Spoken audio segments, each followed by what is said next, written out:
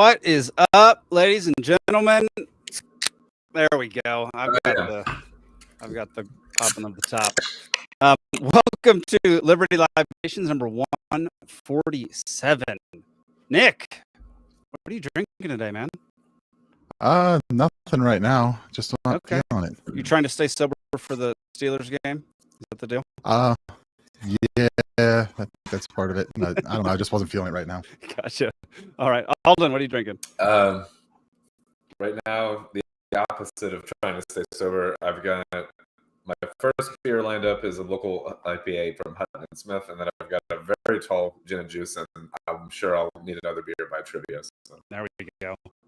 Trivia, what is up? Are we going to have trivia tonight? Of course we have trivia. Yes. Oh, okay. I didn't Do you see it? Look on the left-hand side of this, right-hand side of the screen.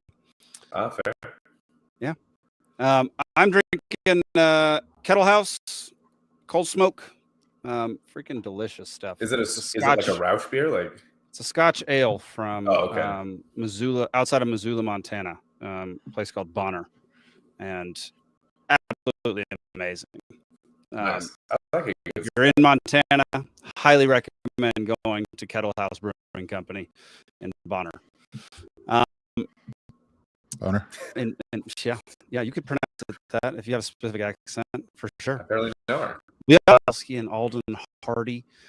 Stephen Hilton is on his way. He's a few minutes behind. He has to put kids to bed at this time every single week. So he's always about 5 to 10 minutes back, which is completely understandable. Before we get into this week's topics, we have an update from either letters. We're not going to watch the whole video, but it's about the topic of the cellular devices that were set up in New York, supposedly to interfere with the UN. Really don't think the Secret Service is being very honest with us here. They claim to have shut down us, disrupting the United Nations and taking out New York City's entire cellular network. Also in your Hack News Roundup, hacktivists say that they've disrupted the satellite communications of a whole fleet of cargo ships. But first, about that major national security threat, the Secret Service raided multiple locations throughout New York City and found from the floor to the ceiling. Each server supports over 500 SIM cards, with them capable of sending SMSs and making phone calls en masse. Pretty much anything a regular phone can do, but 500 times SIM card holders. All this has totally blown the minds of the Secret Service. I mean, if you read their press release, you'd think they just stopped the next 9/11. Uncle Sam even made a dedicated YouTube video. This network had the potential to disable cell phone towers and essentially shut down the cellular network. Timing here. The UN General Assembly has been in session over the past week, and given the proximity, the Secret Service thinks that this is what the SIM servers could have targeted and DDoSed.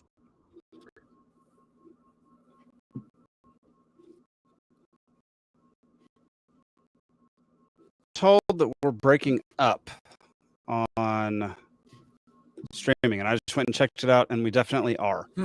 Okay.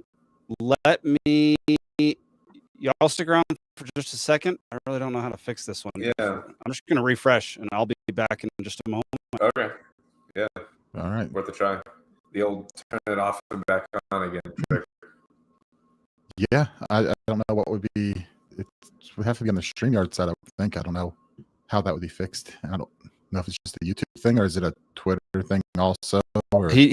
So Grumpy told us from Twitter that we're breaking up. So hopefully that fixed it. I don't really know how to fix that otherwise. I haven't on my end, just watching you guys. I haven't noticed anything weird, but okay. That's yeah, no, it feels like it's on the other end of the stream. So apologies everybody out there who's trying to. Oh. He says Zach says it's everyone. It's Rumble 2. Is it still going, Zach? Even after we refreshed it? Man, that's really frustrating. Do we need to like completely restart or something? Yeah, it's still least early. Yeah, I'm watching it. It's you can see the stream. Yeah, we're still breaking up. Zach says it just stopped. He thinks. Nope, he said it's back. Okay. This is a new one. I don't turn off my Wi-Fi. Cheddar Cheese says this choppy as a butcher shop. Thank you, Cheddar Cheese. Which is weird on the stream side here. It's running fine. So you're running fine. So that's surprising because I haven't noticed any hiccups. Okay, so it's a StreamYard issue. Is what I'm realizing. If it's all three of us, and it's not an us issue, and it's not an upload speed issue because my upload speeds are perfect right now. Okay. I mean, I legit don't know what to do other than I don't know. go like reset up an entire stream, which would take. I think we just have to push through with it and hope the recording, whenever the recording goes up, is better. If it's going to be choppy all night,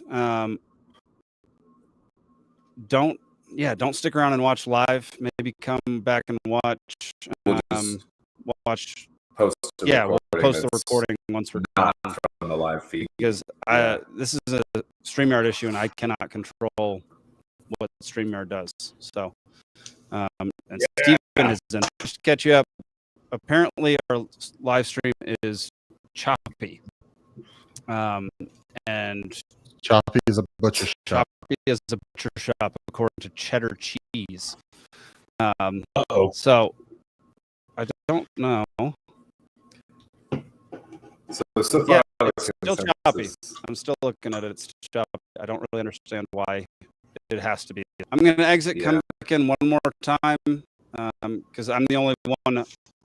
Okay. Now that's should we all or something exit or should we all leave and come back or something? Or? I just got here. Yeah. Steven, it's your fault. Get out of here.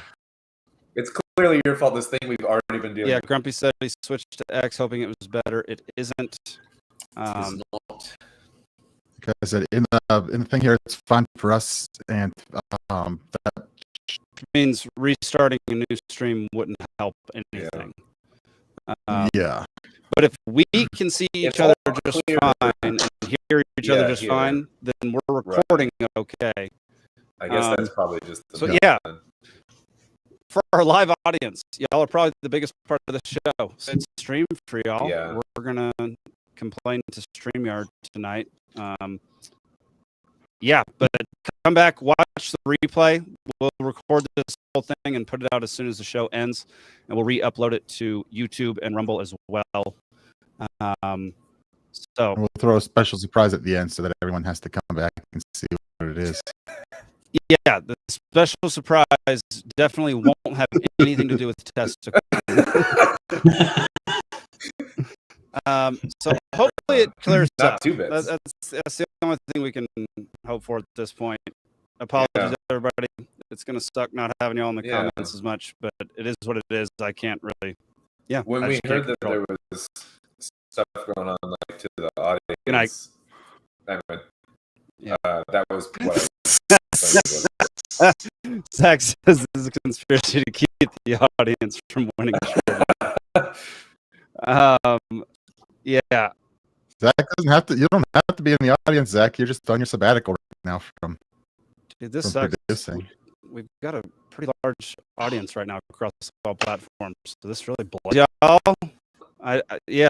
This is, I think, the first time we've really encountered an issue like this. I haven't seen. I'm gonna post real quick. I'll just chat for a second. Sorry. No worries. I had. How's check? Yeah. The weather's great.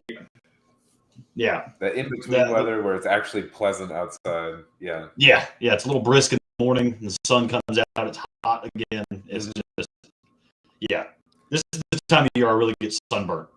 Oh, that's fair too. Because then you start to lose the canopy depending on like if you're working in the woods or not. Like. Yeah. which hey, GPS loves it. That's true. Yeah. I remember Which that. that's one of the unintended side of. Oh.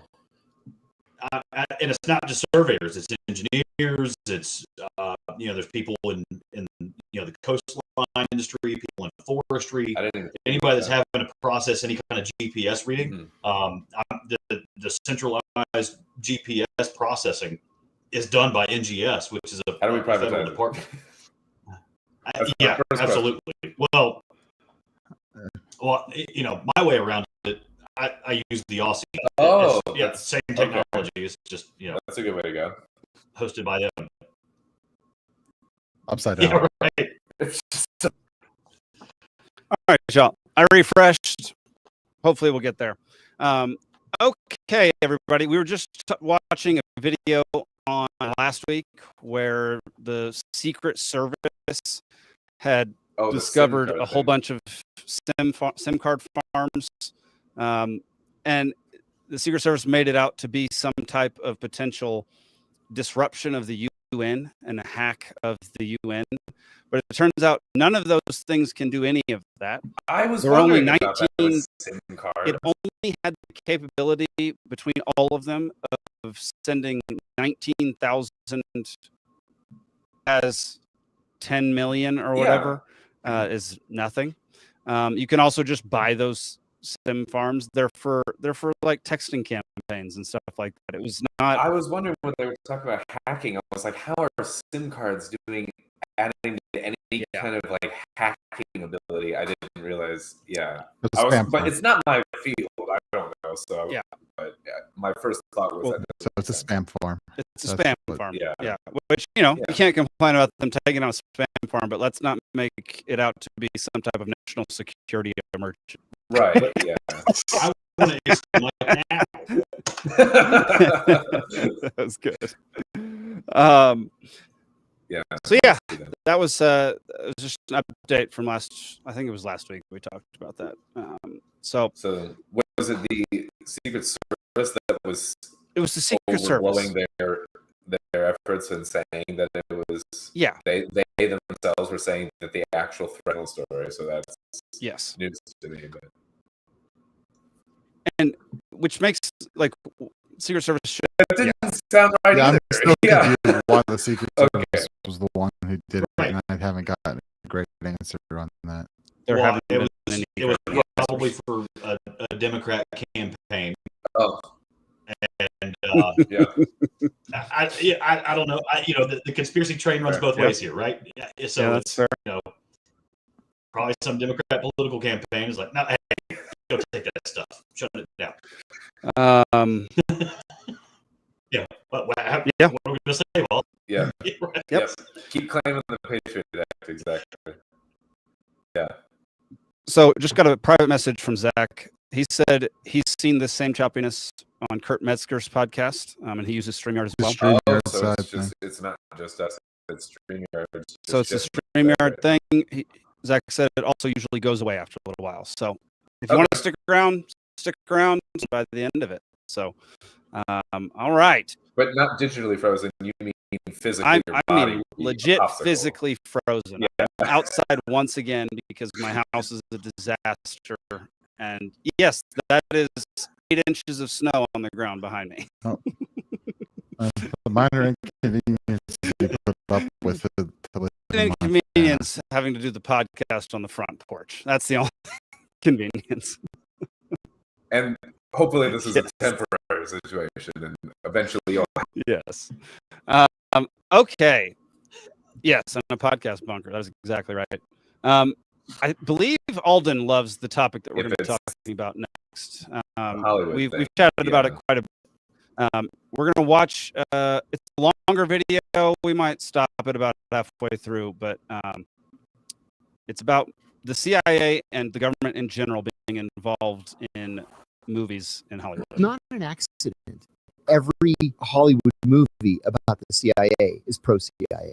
So Zero Dark 30, I think, is the most egregious by Mark Bold who's an Academy Award-winning writer, and directed and produced by Catherine Bigelow, an Academy Award-winning director. They decided they wanted this movie to be as realistic as possible.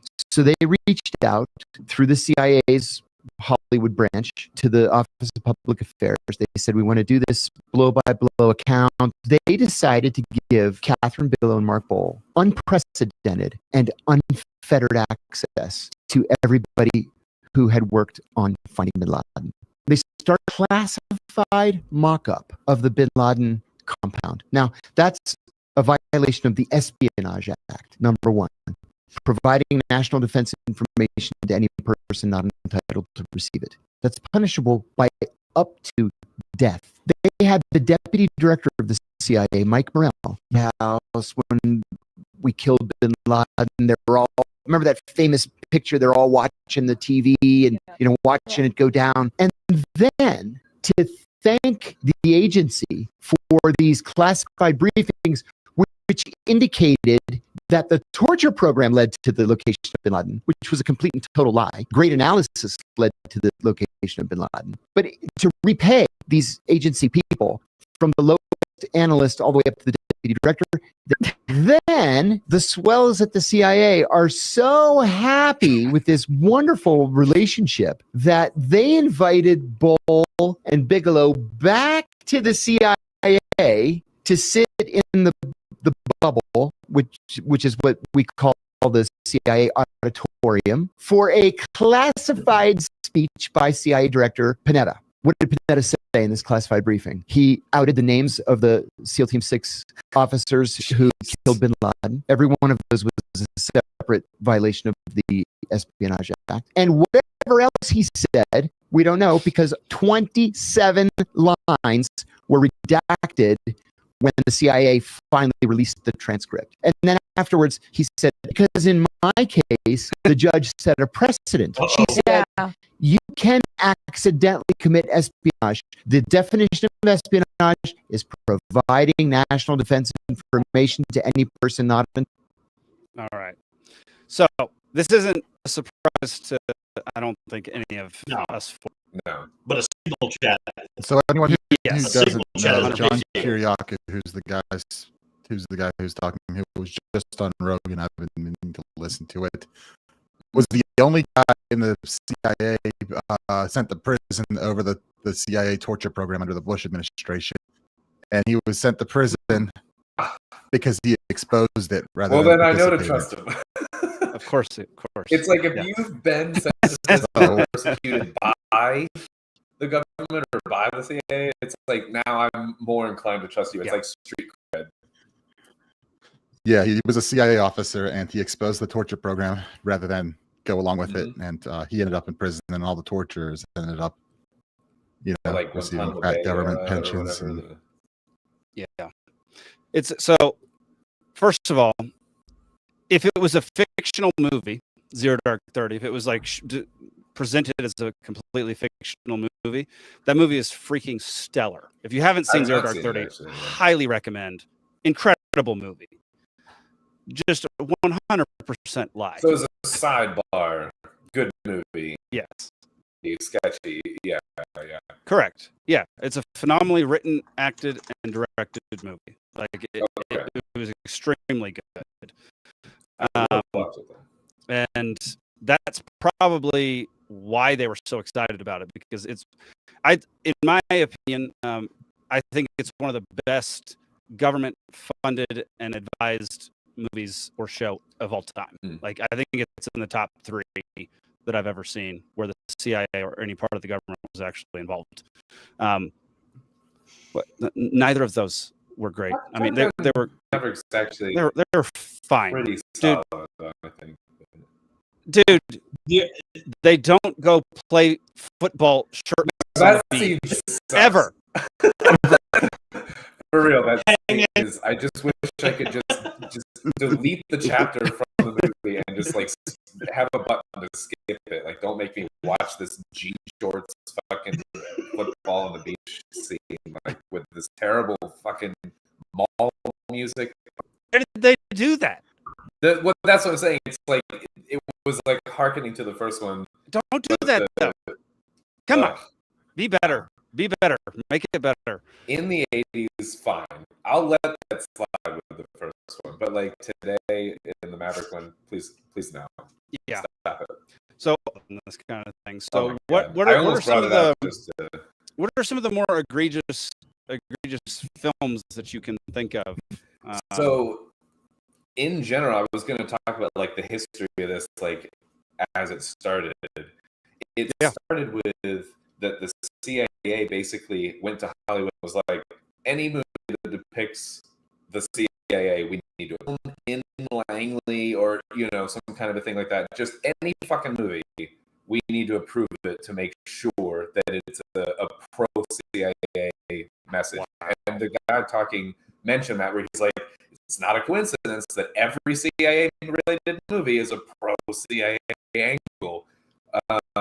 Stuff where they like wanted their finger in the pie, and then now it's literally, and my information is from years ago, so I don't know how many it is, but it was over 2,000 known movies and TV shows that were, scripts edited or approved by the CIA and like, just middling by them. There's a liaison to Hollywood position in the CIA that communicates with Hollywood at all times about fucking everything now. Like everything is passed through the filter of it at this point. So it started with CIA only stuff, which that doesn't even make sense anyway, where it's like you're going to make a movie, you're making a piece of art, whether it's fictional or non-fiction or whatever, and it has to be approved by the CIA. That feels like bullshit. Yeah. Movies that are egregious, I mean, fucking pick any movie. Like at this point, I mean, Godzilla versus Kong or some bullshit has stuff now. Like it's insane. The TV series, I think. I didn't watch a lot of that. Homeland, is that what Homeland? Homeland. I think that one was. Brothers in it. The redhead guy. Yeah, Damian Lewis. I know. Yeah, he's in it. Yeah. The guy from I think that one's from the CIA was Homeland, and yes. So that makes tons of sense to me. I don't know much about it or whatever. In marathon movie with fucking Marky Mark or whatever in it, trash, garbage. Yeah, just fucking full on propaganda. Yep. It tells you nothing about the real story. It's just full of lies. It's insane. Yep. The flight, fucking whatever, the 9/11, United 93 or whatever it is, or whatever. Again, just sheer propaganda, just so transparent. It's just insane. Anything that's Bin Laden related, like research a bunch of 24 oh yeah, started prior to 9/11, and then it was co-opted after it. So it started out as its own thing, promoting this whole thing, and then it took a break during 9/11. Torture. Yeah, there was a period where and all this kind of stuff. Yeah, there were certain episodes of shows that we aired, but we were like, it's too sensitive now, and they like started to censor it themselves sometimes. Like, yeah. Even kids' cartoons had some episodes that wouldn't air because of that, but it's sensitive. Yeah, it was like a Blue's Clues episode where they're doing Jenga or something. The tower fell. And there was at the time, this is nerd alert, like Batman Beyond was what I was watching at 11, and I was waiting for the next episode, and I was watching it, in real time because it dealt with like terrorist type, it was like that type of milieu or whatever, and they wouldn't release it because it was too close to anyway. So even just shit like that. Milieu. Yeah. He was already fucking dead. As a whole side note here, I don't think Bin Laden was even killed in this incident. So we're not going I'm not down going to get into road. that. I'm just saying here's the whole reason why you have the industry there is to propagate lies. It is, whether you believe this or not about bin Laden. I don't care, but it's still a positive spin on, oh, so and so was in the room and listening that wasn't supposed to be there. It's like, that's your only job. Like, what? How is this an excuse? And like, you're there to keep. Like, half your job is to keep spies out of the United States. People in the room. It's like the Gmail account with sensitive information. Oh, I didn't know, and it's like, I don't give a shit. Like, that's why you have to be careful. If you can't handle the responsibility, don't take the fucking job. Like, it's not an excuse. Yep.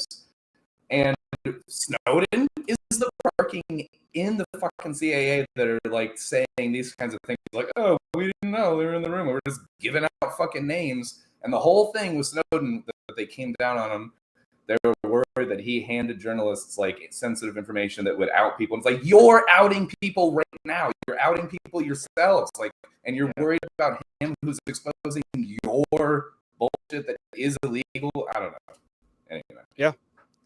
Steve, what's your experience with? Have you ever? Oh, absolutely. Yeah. I mean, with Some the moon weird landing stuff with that. Yeah. Yeah. I mean, he got some little nuggets in there. And then what's his daughter's name? Vivian Kubrick. I don't know. She did a little podcast tour a few years ago. She was on Alex Jones and a few others talking about and then she just disappeared. Oh, she made an appearance. We can find her now. Well, I mean, yeah, between like The Shining and Eyes Wide Shut. Yeah. I mean, those movies kind of tell you all. So we that. know it goes all the way back there, and Alden, you're talking about the CIA liaison to movies. I'm pretty sure all branches of the military also have liaisons because Jocko Willink, the Navy SEAL, has got an awesome.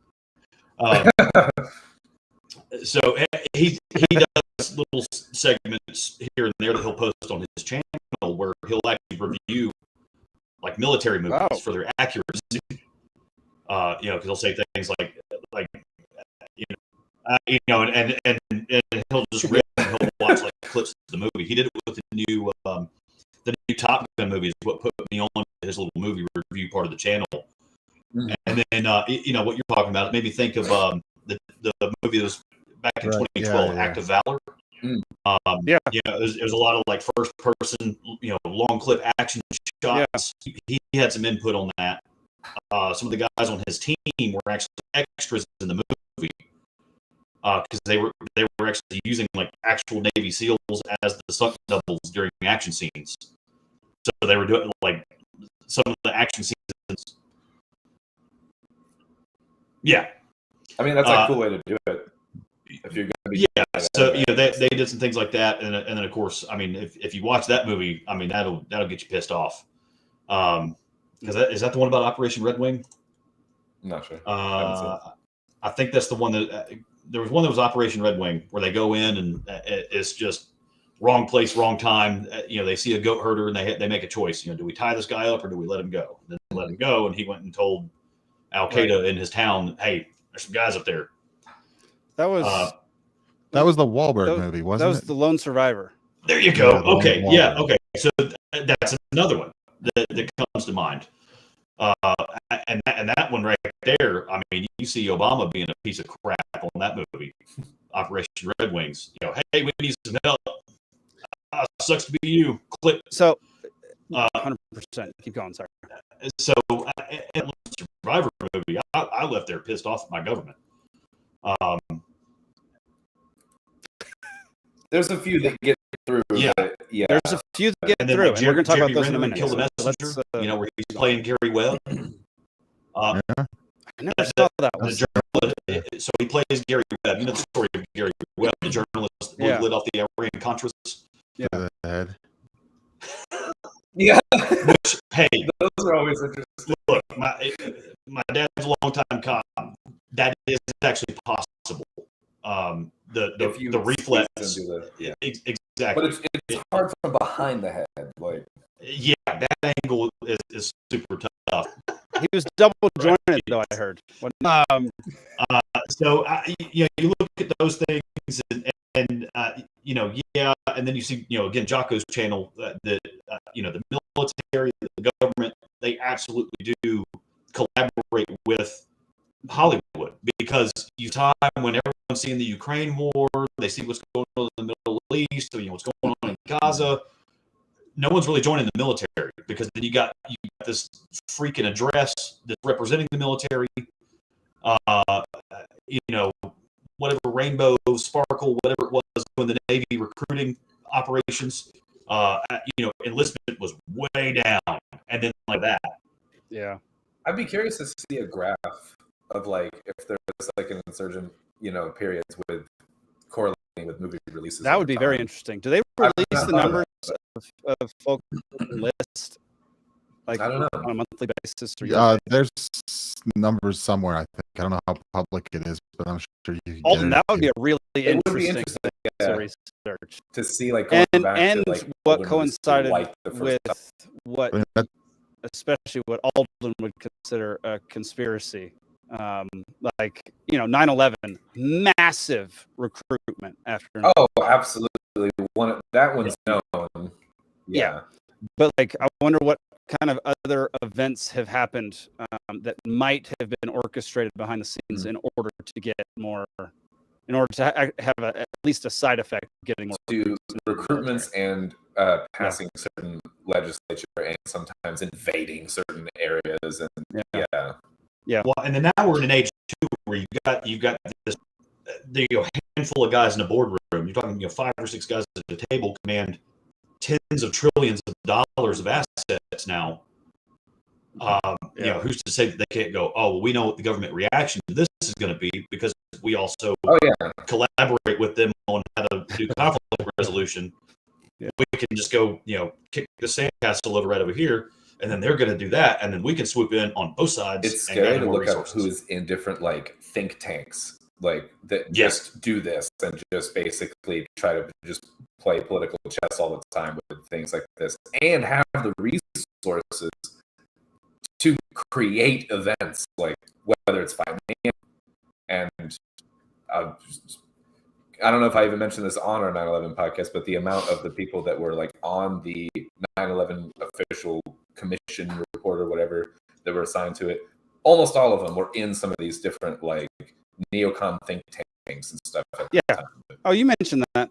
It's hard to remember everything you mentioned in a 7-hour live stream, though, so I understand. And I got so little of my notes on. Don't worry, Alden. We'll do a 2.0 next September 11. No. Me and Alden are going to do a one-on-one, or we just. That would be, I think, a good gives plan. me answers. I also great. okay. So hang on. I got more on. I got more on this. And one thing. So what I want people to know is that it doesn't always have to be so egregious and such propaganda. But this story about Black Hawk Down is exactly how it begins, and the lowest form of meddling. So the U.S. government was involved with Black Hawk Down. They were heavily invested in making sure that it, even though it was a disaster story, they wanted to make sure that it was told correctly, but not too correctly, as it says. Make one major change, removing Army Ranger John Stebbins, a company clerk drafted into combat from the story. So he was part of this whole thing with Black Hawk Down, because it's based on a true story, obviously. But why did they want him removed? Because Stebbins is serving 30-year sentence in federal prison for raping a child. So it's understandable why they wouldn't want that. I wouldn't want that. However, if you're portraying a historical event and everything in it is generally based in reality, and you just remove something because it will make the military look bad, that is absolutely propaganda. Or did they, because he's so dishonorably discharged and they didn't want to owe him any royalties for having his name or likeness in the movie? Oh, I didn't think about royalties.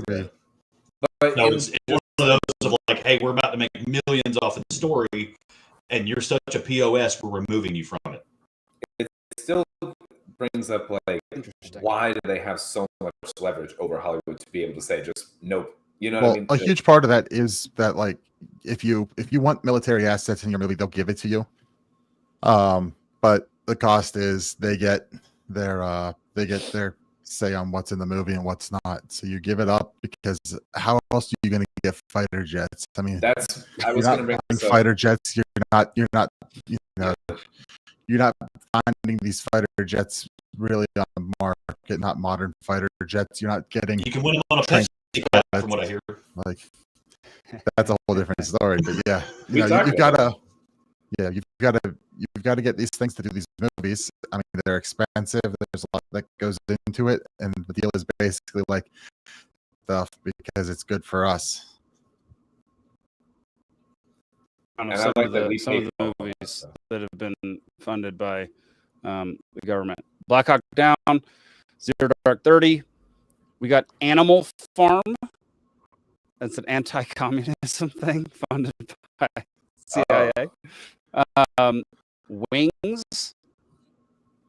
We got The Americans, obviously, if you've ever seen that show. Yeah, that's a good. Charlie Wilson's War. One of the movies to the actual truth. I don't know if y'all have ever watched Charlie Wilson's War.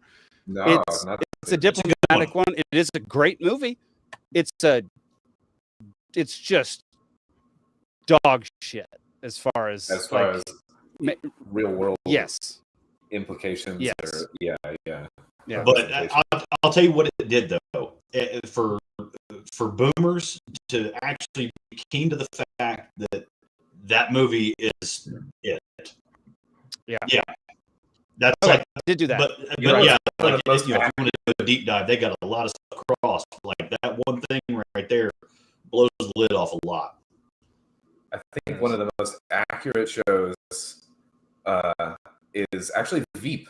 Veep is pretty accurate in terms of some of the shit that goes on. Veep might be the most accurate show when it comes to politics. It's fucking head with that show. Yeah. Yes, it's fantastic. And a little side note that I was going to say before is that when Ben Affleck was working more in these types of movies, whatever, he has a higher security clearance than a lot of the people that work at Langley. He was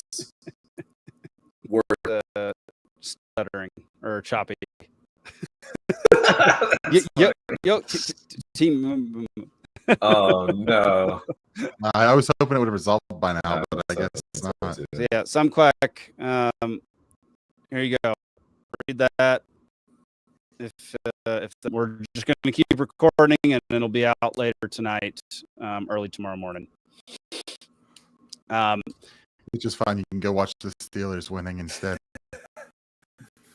How are they doing, actually? They're up 7-0. Okay. They're up 7-0. All right. 5 left in the first. So there are like some movies where there doesn't seem to actually be any or much propaganda that we're definitely consulted on. One of them is another Catherine Bigelow movie who did Zero Dark 30. And it's The Hurt Locker. Oh, yeah. That was a great one. Jeremy Renner was in that. Yes. Yeah. And it seems as though, so they didn't really take a political stance. Yeah. Ex-wife. Oh, wow. Correct. And there was a whole thing about that because he made Avatar that year and she won some shit. Like Avatar is just a remake of Fern Gully, which was way better than Avatar. I agree. It's just leftist environmentalist propaganda too. Yeah, just go watch Fern Gully. There's hair tail sex though, so it's pretty. Yeah, that's pretty fun. Yeah. But Hurt Locker, it seemed life kind of like this is what this person's mentality would be, and so it seems as though the only real influence was making it as accurate as is humanly possible to a bomb diffuser's experience on the ground. Mm-hmm. And I thought that was one movie that was absolutely amazing in that regard. Not like a situational truth. Like there's not like espionage level like things at stake or propaganda level things. It's just like how is it to be this person?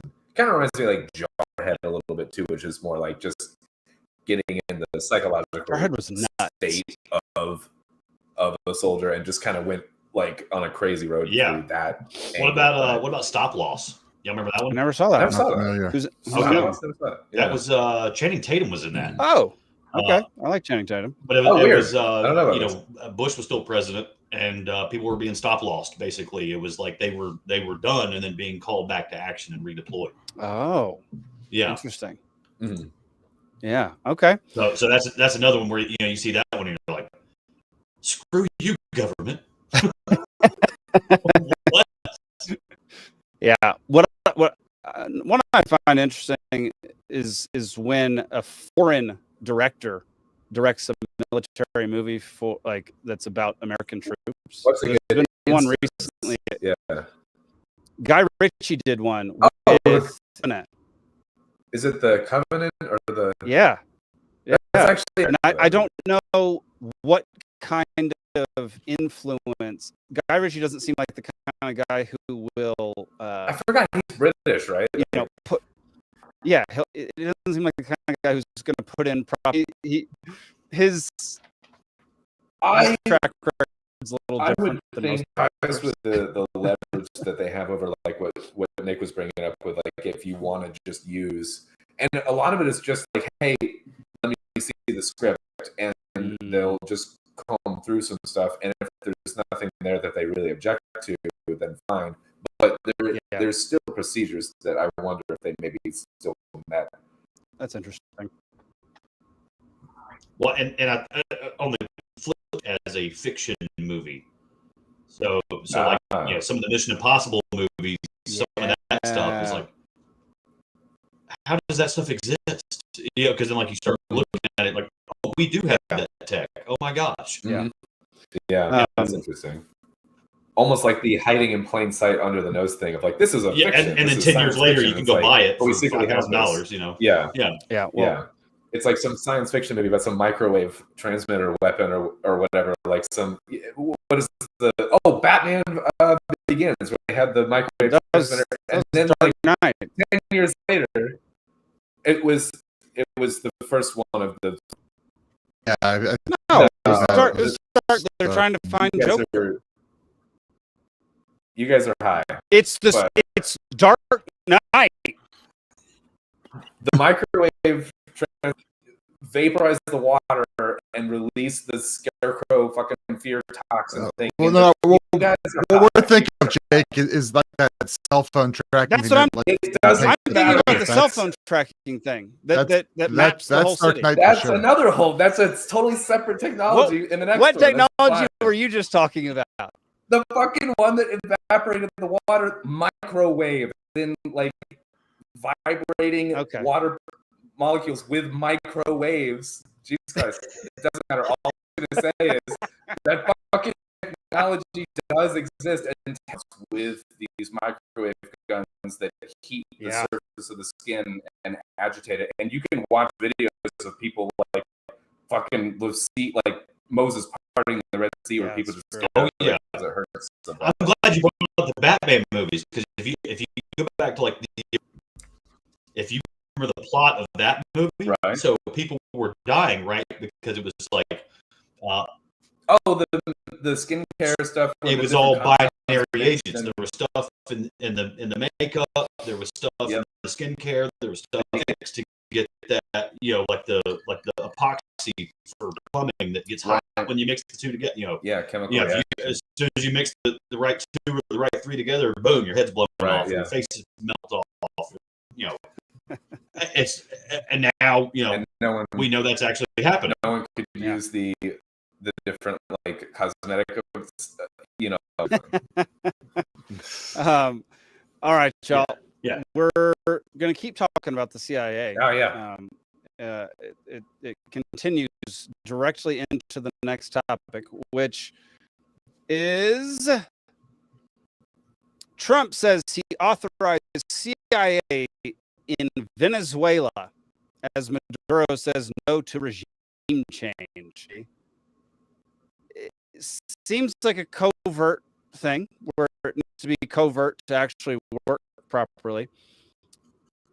but Trump just announced that he authorized the CIA to go to Venezuela to, I don't know, do Trump some announces regime change secret again? mission. Like, Yeah. what is this? U.S. President Donald Trump inside Venezuela, provoking outrage from the South American nation's leader. Yeah, no kidding. Yeah, The U.S. has conducted at least 5 strikes on suspected drug-carrying boats in the Caribbean in recent weeks, killing 27 people.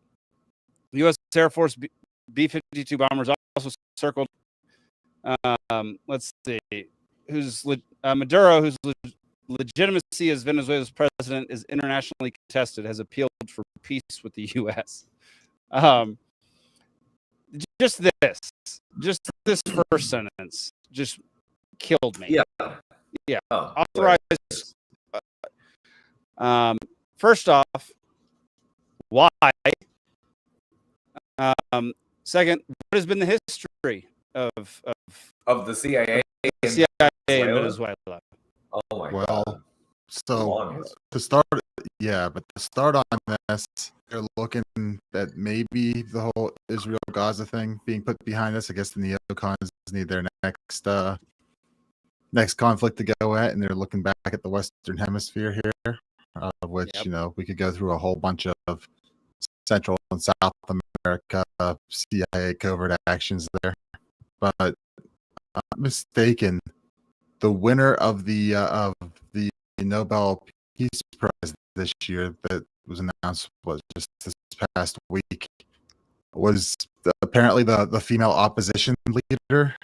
Basically, my understanding is, I think Scott Horton or whoever, Scott Horton basically called her the female one Guaido. So Guaido was that young upstart that was crushing him in the street campaign, right? The guy that always had Red Bulls, and he was going around talking to everybody. Or at least they made it look like he was crushing it in the street campaign. Yeah. Okay. Yeah. That was how it was portrayed. That was what under the first Trump presidency. Yeah. I believe, right? Which we know Biden was propping up Maduro, and we also know that Venezuelan crude is like the dirtiest crude on the planet.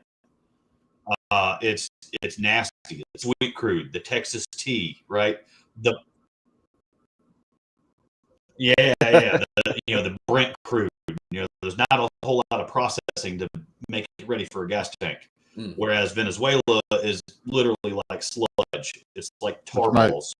And my understanding, the only refinery that could handle that is in the U.S. I think in Louisiana or whoever, and I forget who was owning that. But some big name had control on that. Was it Cokes or something? The Koch brothers. I think so. Did they have it?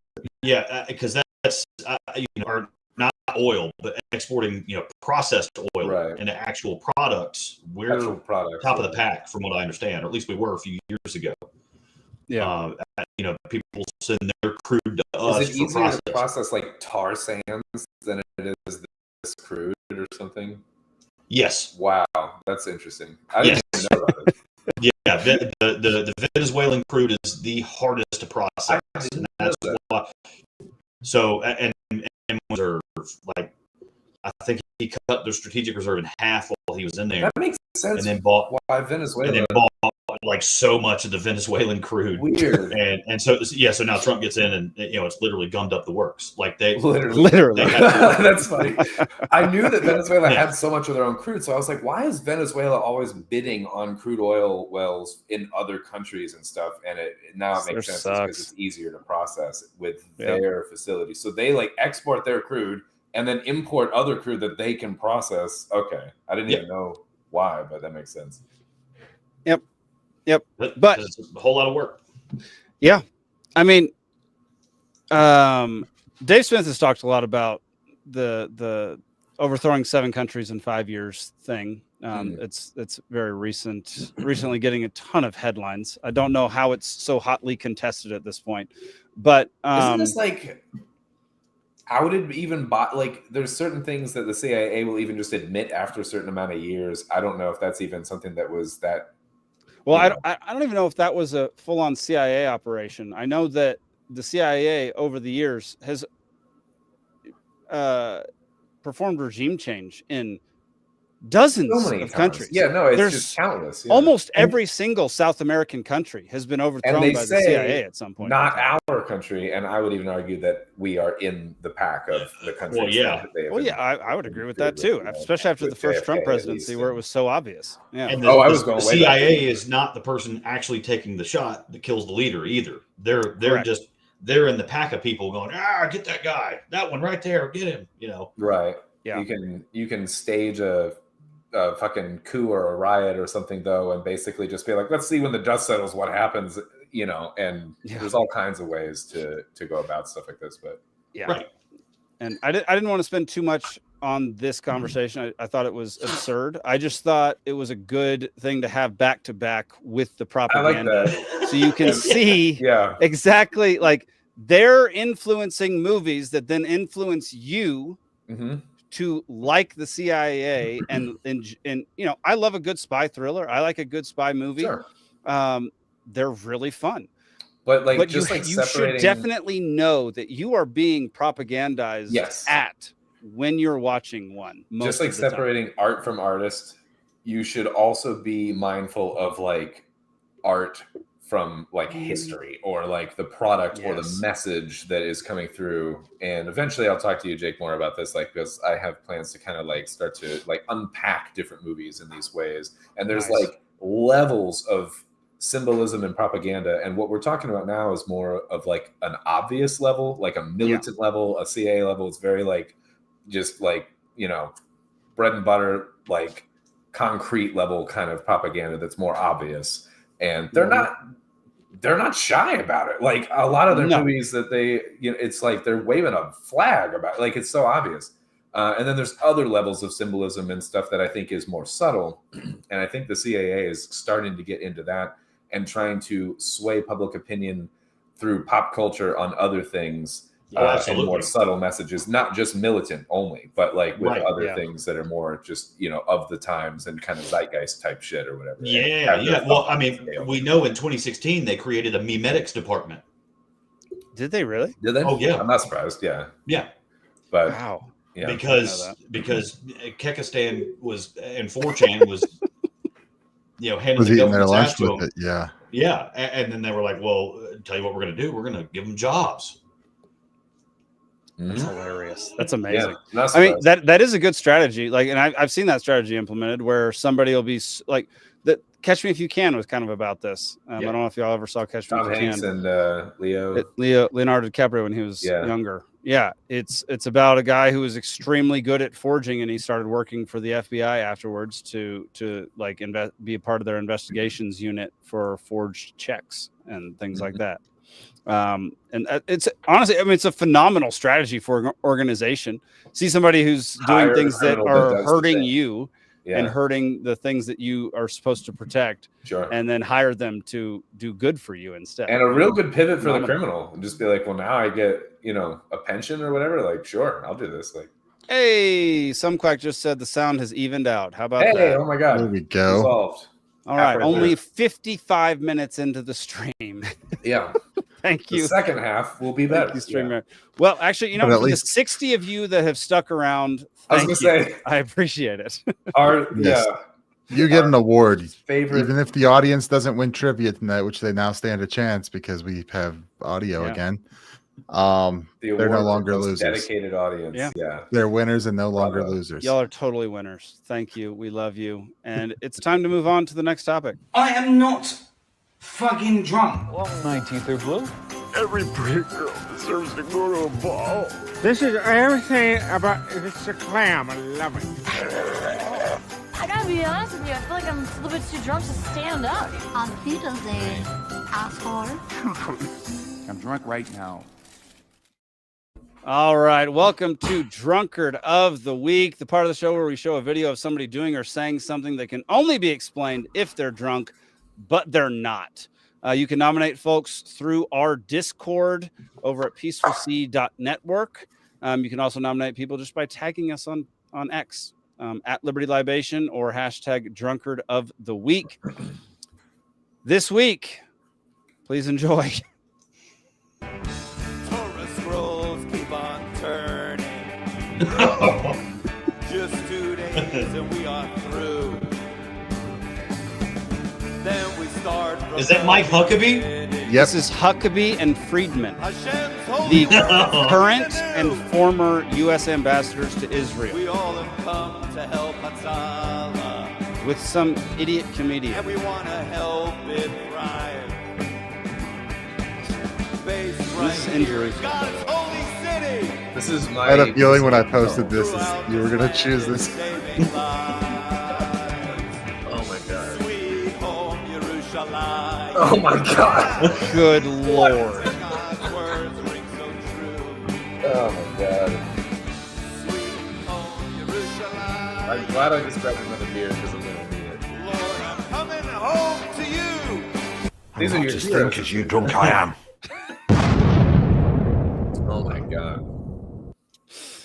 Oh, goodness. The drunkards of the week are U.S. ambassadors Friedman and Huckabee, and this tone-deaf doofus Elon Gold. Never sing again, ever, and definitely don't do it in this manner. I mean, That was hard to sit through even as a joke.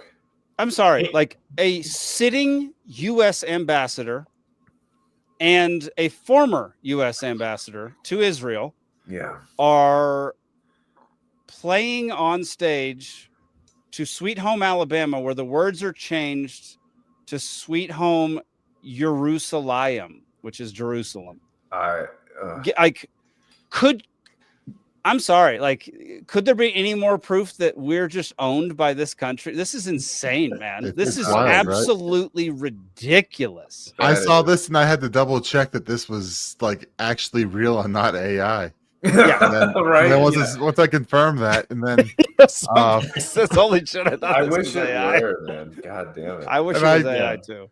and I There's- the funny story on this is that I'm signed up as in the community notes stuff, so I was getting the so there was a proposed community note on the tweet that had this, the tweet said something like, oh, this is promoting the occupation or whatever it was, and there's a note saying nothing here explicitly says that, and I said no, this note doesn't provide any context, and that was enough to boost my score to allow me to now write community notes.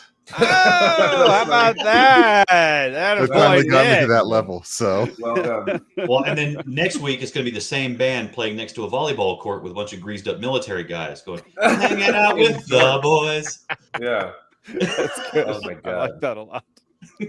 but yeah, the amount of the fact that the sitting U.S. ambassador is there performing, one, they're appropriating our culture.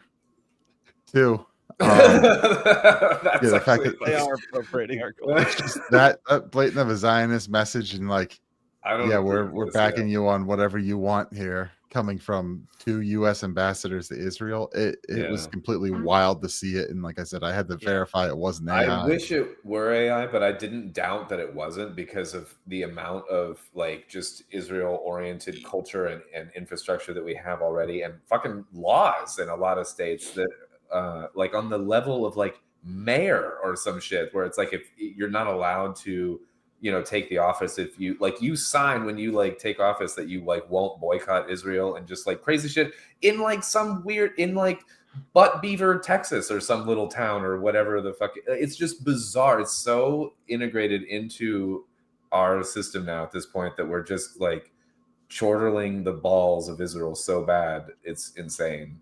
If it's of any consolation, AIPAC has become so toxic. I saw a tweet from someone running for the Senate in I think Massachusetts. He had to put out a press release saying he was returning any AIPAC money because he can't handle that he doesn't want that heat coming at him. Hey, I would too, dude. So I just want to see the Mike Huckabee tutorial video on how to fold that pocket square into 6 points. Alden, quick fact check on Alden here. There is no Butt Beaver, Texas.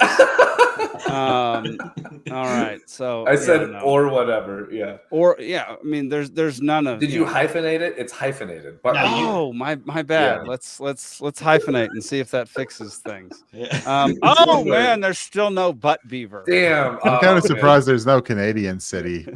It's Beaver Lake, that. Texas. That's what. Oh, well, you can go to the best gas station in the world in Texas and get beaver nuggets. There you go. Can. Yeah. Yes, you absolutely. And if you can. want, You you can can go. Butt, you know. I mean, you can go to it in Georgia now too. So, Oh yeah. and We're as far getting north it. and up to Virginia now. There's one 4 hours from me now. Yeah. Dude, Where's it's there getting one in so Georgia? cold here? Oh my god. There's one in Calhoun, not far from you, Alden. Okay. Yeah. I'll go there. There's one in Fort Valley, and there's another one going in, or they're trying to. I think it got approved. It's in the city of Forsyth, Monroe County, just Okay. north of Macon. Give me like a top 3 items list. And there's later one in for Savannah the because that's making Alden. news because the lights are confusing the turtles. Alden, just walk around. Get the best stuff is going to be the stuff that they cook on site. Right. Yep. Okay. So like the Like brisket. I've candied heard is good. pecans. Oh my gosh. Oh, okay. Oh, Oh, yeah, yeah, outrageous. brisket. Yeah. Fresh brisket on the The board. brisket, dude. Yep. The I'm so breakfast surprised by the burritos. brisket there. Oh, the burritos are fantastic. The breakfast burritos are Shit, killer. okay. Yeah. Yeah. If, no, if, you heard can't, if you they're- can't find a Wawa, stop at Buc-ee's and get a burrito. yes. We don't do Wawa. We do Sheets. We don't do either one of them. We do Buc-ee's. Wawa is for Or the nothing. trashy people living on the eastern side of PA. Sheets is for real men. I had a lot of Wawa sandwiches at 2 in the morning when I was done with my bar shift in Florida. Yeah. We had a Yeah. lot of It's Parker's whatever. stuff at 2 in the morning. Yeah. Oh, too Parker's, bad you didn't have yeah. the Sheets. I gave Parker's a lot of my fucking money when I Dude, was Fancy Parker's in Savannah now is ultimate fancy. Wow. Okay. Like, it's insane. We can talk about it later. I had that story where I was there and I had my paint on my shirt and everything, art student, and I was eating fried catfish out in front of it, and someone thought I was homeless and gave me Virginia Slims and some change, and I was so drunk, I was like, thanks, and then I realized they thought I was fucking homeless, so I was like, oh shit, I gotta clean up my act, I need a haircut. It was bad. Dude, I put that dollar up on the wall, and when we were robbed in Savannah, they took everything, but they left the literal money on the wall. They didn't take it. That's hilarious. Yeah. All right, y'all. We've got 2 quicker topics to talk about the rest of the episode, and we have trivia here in a few minutes. So next one we're going to talk about is there's now graffiti Oh Jesus. in the cathedral, like No, it doesn't say that. It says something else. Approved? sanctioned graffiti. Like it's Not just the cathedral, the Canterbury Cathedral. Canterbury Cathedral. Like one of the most one of the most historic, important cathedrals in the world. I don't like that it makes me go to the next post. Just let me click on it. There we go. Okay, so this was I'm not a approved. religious fan, and this is upsetting. The Church of England decided this week to cover the interior of the oldest cathedral in England in graffiti in order to represent the voices of marginalized communities. What is this? The Isn't very there like a Rev bulletin board somewhere that we can put some stuff on. Please tell me it's removable stickers. That would be nice. It does not look it. I don't think it is. The very Rev David Monteith, Dean of Canterbury, said, "This is a rawness which is magnified by the graffiti style, which is disruptive," which is exactly what you want Christianity to be, is disruptive. It is unfiltered and not sanitized. This exhibition intentionally builds bridges between cultures, styles, and genres, and allows us to receive the gifts of younger people who have much to say.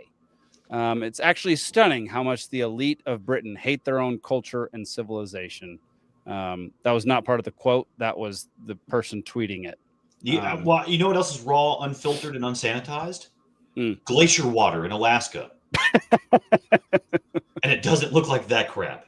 Yes. Yeah. Would you want this on your home? Yeah. No.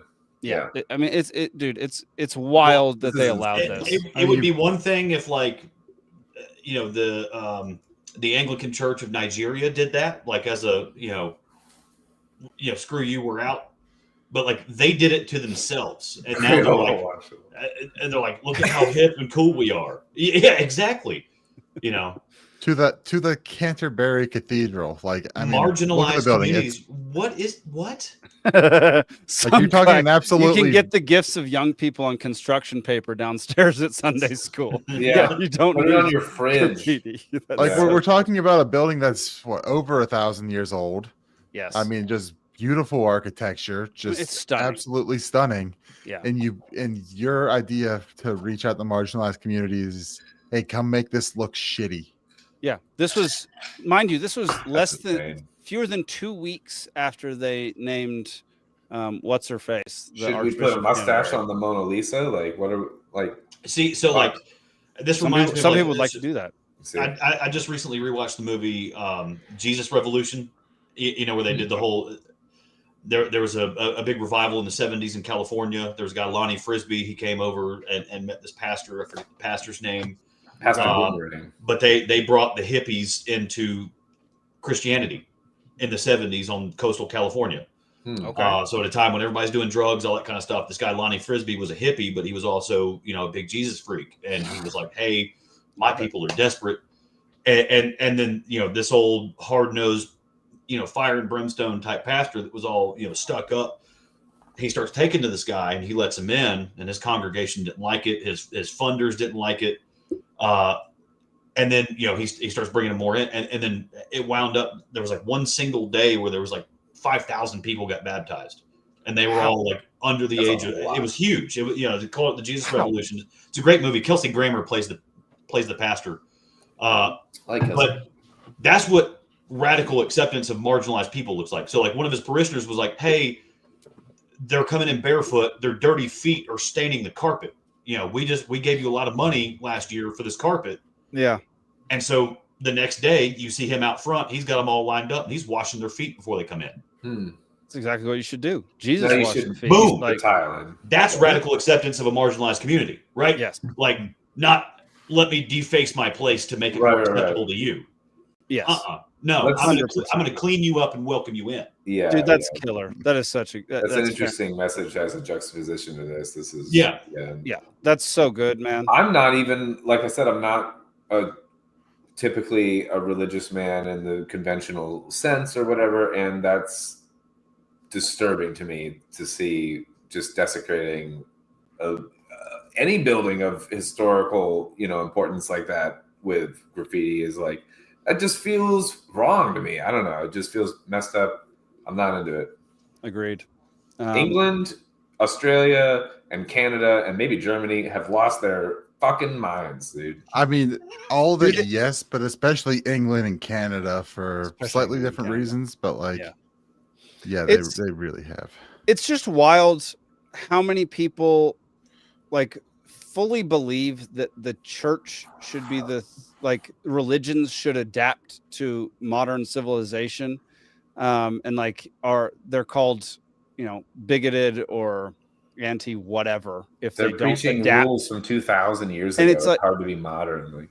Like, it's not rules from 2,000 years ago. It's rules it's guidelines that were given across a span of thousands of years. Like, no, but that's what I'm saying is that it should transcend time. It doesn't necessarily need to adapt. Absolutely. I'm on your side in this. Like, I got you. Matthew McConaughey had a good riff recently with Joe Rogan on this too, with like the 10 Commandments. He's like, tell me, you know, 10 other rules that you think, you know, which on that list doesn't make sense. He's like, fair. You take the author out of it. You know, the fact that you normally see this in church, you take, you know, whoever wrote this, you take that out of the frame and tell me what on this list doesn't make sense, man. I think the argument is more, that's great. Does it come from God and would we be heathens without it? Or does it just make sense to people and we're like on a comment, like, can we find these with or without God?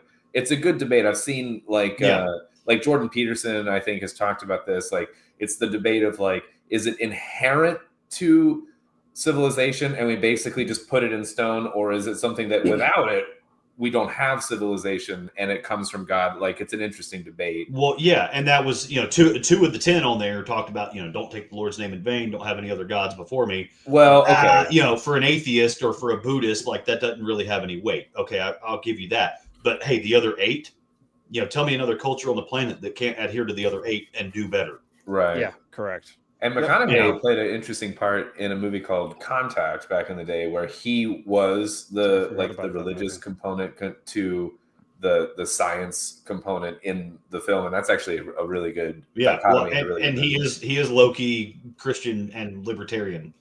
He's both. That's interesting. He's not full libertarian. Let's be real about that. He's got his little flashes. Libertarian light. He's libertarian light, as is Joe Rogan.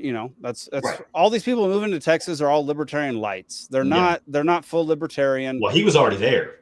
I'm aware. He's a Georgia boy. It used to be a goal of mine to get the ranch next to Matthew McConaughey's because I love him so much. It's no longer a goal of mine. I don't care. All right. Oh man, hey, be a lot cooler if you did. I'd have to believe that it's a pretty expensive proposition to get that. It probably is now. It wasn't at the time when I made it my goal. Yeah. Time is a flat circle. Yeah, I just find it, to basically just sum this up. I just found, like, I don't care to modernize. Like,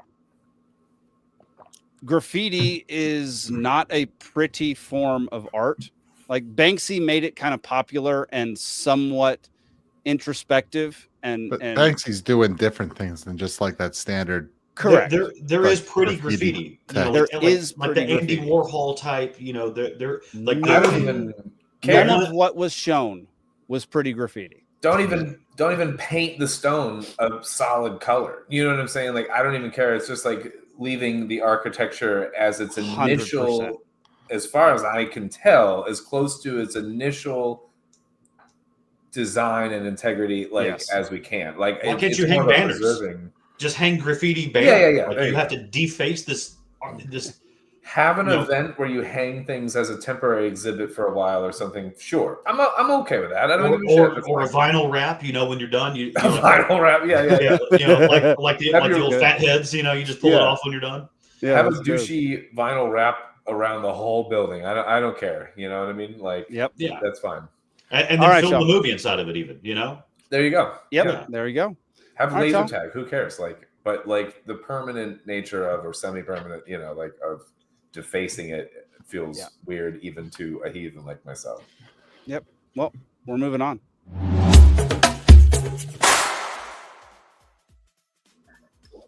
All right. Welcome to Libations Trivia. All right. Welcome to Libations Trivia. My hand is freezing when it's not in my pocket. I'm going to be pressing buttons just a little bit at a time. You just need more whiskey. I was going to say the same thing, Steven. That's hilarious. I was like, whiskey. Did you run out of whiskey? I'm drinking cold beer. It's terrible. Round 1, 8 questions, 1 point each. Round 2, 6 questions, 2 points each. Round 3, 4 questions, 3 points each. Every contestant answers with a whiteboard or piece of paper. Each member of the audience. Nope, that is different. The first answer from the audience is the answer for the entire audience, unless that answer is clearly a joke. If you blurt out an answer, you lose 1 point. The winner is no longer a loser. And as we stated earlier in this show, if you're still watching after our technical difficulties for the first 55 minutes, you are already a winner, and we love you very much. Yep. Round 1. Let me get I gotta get the comments from the audience on here. If you've put up with us not just through this episode, but if you've seen any other episode and are still here today, we appreciate it. You're a winner for that, even just for all 147 episodes. I thought it was in the 140s. Yeah, we're almost to 3 years of doing this, y'all. It's amazing. All right, round 1. This day in history. Question number 1. On this day in 1793, which queen is beheaded? Oh, yeah. Give me some more cold beer. Dude, the wind is going about 20 miles an hour right now. Can y'all hear it? Nope. No. You got a good wind. I heard your voice muffle for a while, and I wonder if it was like competing with the mic. It's competing with the wind for sure. I'm getting whipped around. All right. 5, 4, 3, 2, 1. Nick, what do you got? Marie Antoinette. Alden, what do you got? All I could get was the "and" sound. I just wrote "and," but it's Antoinette was what I was trying to think of. I said Elizabeth the First. Some quack says Mary, Queen of Scots. Oh shit! The answer is 1793. That's French Marie Revolution. Antoinette. Yeah, I just had the "and" sound. So you know why the French Revolution is a blank spot in my mind? Because Charles Dickens, the guy that got paid by the word, god awful book. Paid by the word is a horrible idea, and that's how our textbooks in the U.S. go. And if you compare them to textbooks abroad, that's why I almost vomit when I say the word Robespierre. Robespierre. It sounded like I like some quacks guess though, because Mary Queen of Scots was beheaded. So just the wrong time frame. Number 2. I thought on this day in 1859, abolitionist John Brown leads a small group on a raid of a federal armory in what town? I think it's Butt Beaver, right? I think it's Butt Beaver. It's gotta be Butt Beaver. This is widely considered to be the beginning of the Civil War. That's your hint. So my grandmother always said, "Well, I'll be John Brown." I don't know if that was like a euphemism or if it was actually a reference to this guy. I doubt it was a reference to this guy. Yeah, so it was a euphemism. Yeah. Yeah. Yeah. All right. 5, 4, 3, 2, 1. Nick, what do you got? Harper's Ferry. All right. Alden, what do you got? I put Richmond as a... Okay. Steven, what do you got? New Orleans? Nolans. The audience says Harper's Ferry. I'm assuming it's Harper's. And it is, in fact, Harper's Ferry. Nice. Yeah. It's you sure I changed the audience name on the scoreboard to Libation Nation. Just it's a little good title. I like that. It's fantastic. So that was given to us by Tim Zombie Nation song. Well, that was given to us by suggested to us by Tim Crosby Jr. of Swampcast. I like it. Question number 3. On this day in 1923, what production company was founded that would later become a behemoth in the industry? Production company? Production company. Like film production? Zach said, well, I'll be Sam Hill. Then he said, Libation Plantation. Libation Plantation? No. That's the name of Jake's place up in Montana. That's what I should have. I'm going to name that the podcast studio, man. Oh. All right. 5, 4, 3, 2, 1. Nick, what do you got? I'm going with Disney. Alden, what do you got? I feel like that's too early for Disney. I put MGM, which later became Disney. 20th Century Fox. 20th Century Fox. Grumpy says Ford, which I think is a joke. I mean, they produced things. Some quack says MGM as well. Yeah, Team MGM. It is Walt Disney. God damn it! Is it really? That felt too early. I thought it felt early for me too, but I was like, So it was obviously extremely small at that time. So it wasn't a big deal. They were just making mouse porn at that time. Yeah, no, it's true. That's all they did. They just made mouse porn. I can't don't know if y'all believe know this history of Walt Disney, but they've made mouse porn for like 37 years, according That's to how Alden. they got enough money to make an entire park. Yeah. A children's themed park, by the way. Yeah. Question number 4. On this day in 1958, which car company began producing a bastard hybrid abomination, and what was the car called? Oh. You get 0.5 for each correct What answer. does bastard hybrid abomination mean? It's my own thing. On this day in 1958, which car company began producing a bastard hybrid abomination? And just the hint today is hybrid is not what you consider a hybrid today. It's not part It electrical. runs on part gas and orphan tears. Yeah. This only ran on gas, but it's a bastard hybrid abomination. Okay, I'm thoroughly confused. I don't know. 58. All three of y'all should know this car. This is not an unpopular vehicle. I don't know when you say hybrid then. And Yeah, you're so like, by hybrid, we're talking about like a Liger. 3, 2, 1. Nick, what do you got? If it's something I should know, I don't know. A Ford Mustang. All right, Alden, what do you got? oh no, car company. Okay, I just put Ford because I'm like, I don't know. Okay, Steven, what do you got? I said Ford Pinto. All right, well, the audience is the only one who gets it. It's the Chevy El Camino. Oh, It's the car truck that is stupid. Oh, Okay. Yeah. okay. That makes sense. I thoroughly was thrown off by the wording of the question. Yeah, no, that was a that's not hard my one, but That's not my yeah, problem. BL. That's why I picked, that's why I picked the car van. Fault. It's not. You're right. It's not your problem. It's your fault. Yeah. I picked the car van bomb, actually. Half car, half van, half bomb. Still a bomb. If that were a cocktail, what would be in it? You know? I completely forgot El Caminos were a thing.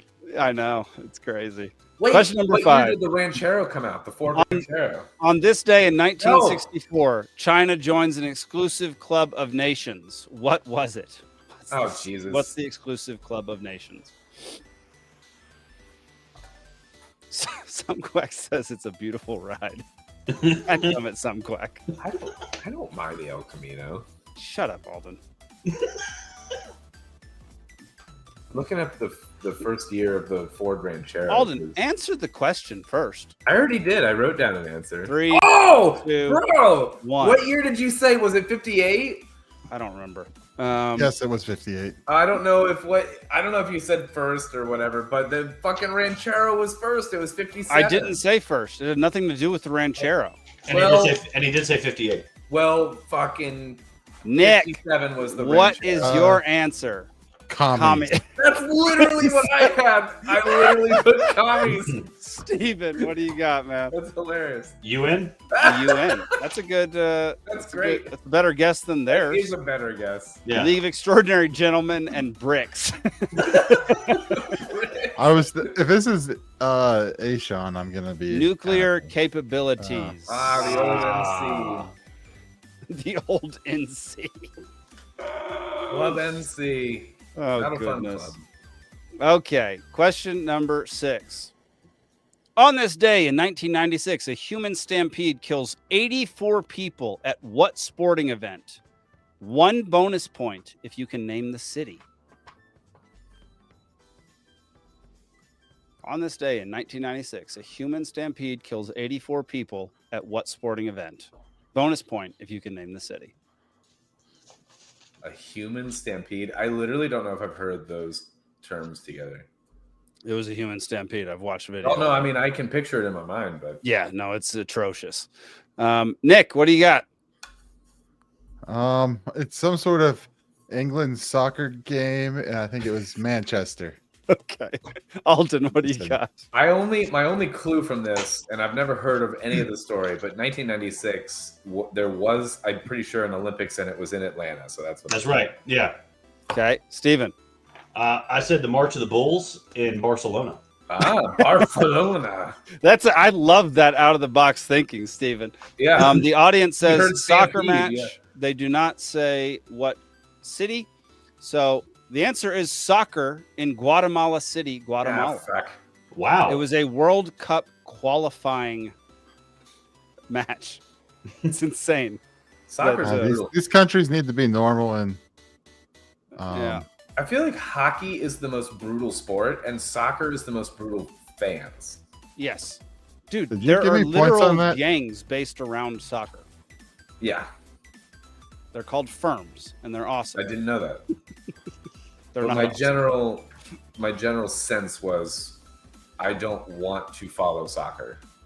Shut up. Because I don't want to join a cult or a gang.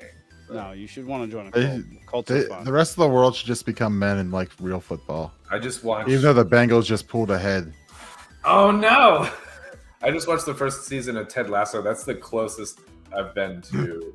I didn't ignore anybody over on Twitter, Grumpy. I guess your replies aren't coming through very often. No, didn't you pull up one of his answers? He said Ford. Or X? I'm guessing that they don't come through every single time because I'm guessing he's posting on Twitter. We have a lot of people watching on Twitter right On now. the on the Walt Disney question, you pulled one of Grumpy's answers up. All right. So he's Kevin coming says through. hockey rules. Kevin can suck a butt. Hockey's cool. On this day in 1968, Tommy Smith and John Carlos were removed from the Olympics for doing what? Gay sex. Dang it. I was about to say that if you didn't learn that, because I don't have a. No, maybe that's the right answer. Maybe I lose a point for blurting. I thought it was a total joke, but maybe it's right. I don't know. On this day in 1968, Tommy Smith and John Carlos were removed from the Olympics for doing what? 3, 2, 1. Nick, what do you got? Yeah, I was gonna say butt stuff, but Alden kind of ruined that, so I went with gambling. Alden, what do you got? I ended up saying roids, not butt stuff. But Steven? I said kissing. Ooh, lesser. The butt audience says Black Power Fist, and the audience Oh, would right. be correct. stuff. Oh, wow. It is giving the Black Power salute on the podium after winning. I So didn't it know was that. gay stuff. It was. It was butt stuff, yeah. Yeah. Oh, goodness. All right. Final question of round 1. On this day in 1916, what eugenicist opened the first birth control clinic in the United States? Ooh. I don't know.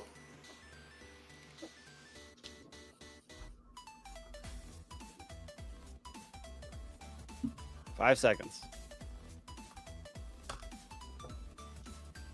All right, Nicholas. I'm going with Margaret Sanger. All right, Sanger. Alden. I was a sanger in the past life. I said Joe Biden. There you go. Steven, what do you got? he was alive. He was there. Yeah. I also said Margaret Sanger. Hitler's All pen right. pal. The Sanger. yeah. Oh, the man, audience is this says common Margaret Sanger. knowledge? There's a lot of sangers in the audience. It is Margaret Sanger. I'm the only one that didn't say that. All right. You're the only one. I thought Joe Biden didn't was say it. fucking sue me, The whatever. original Sanger out there singing in them hills. After one round, Nick and Libation Nation are tied at 5. Steven has 1, and Alden has a big fat goose egg. I got nothing. You got nothing. You didn't give me a retroactive point for the ranchero knowledge that you were so desperately lacking in your life. I never said anything about first bastard abomination or whatever I just said. your personal least favorite, right? Yeah. Just the Yeah. stupidest one. Yeah. Okay. So you Round gotta 2. wave us. For the ranchero, is that what you're saying? Round you gotta 2. wave us for your ranchero knowledge. Oh my gosh. Round 2, spy movies. Question number 1. Which Bond movie features a villain named Raul Silva? And who plays that character?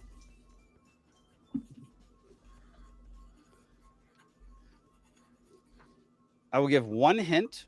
This Bond movie happened in the last 15 years. It was not one of the oldies.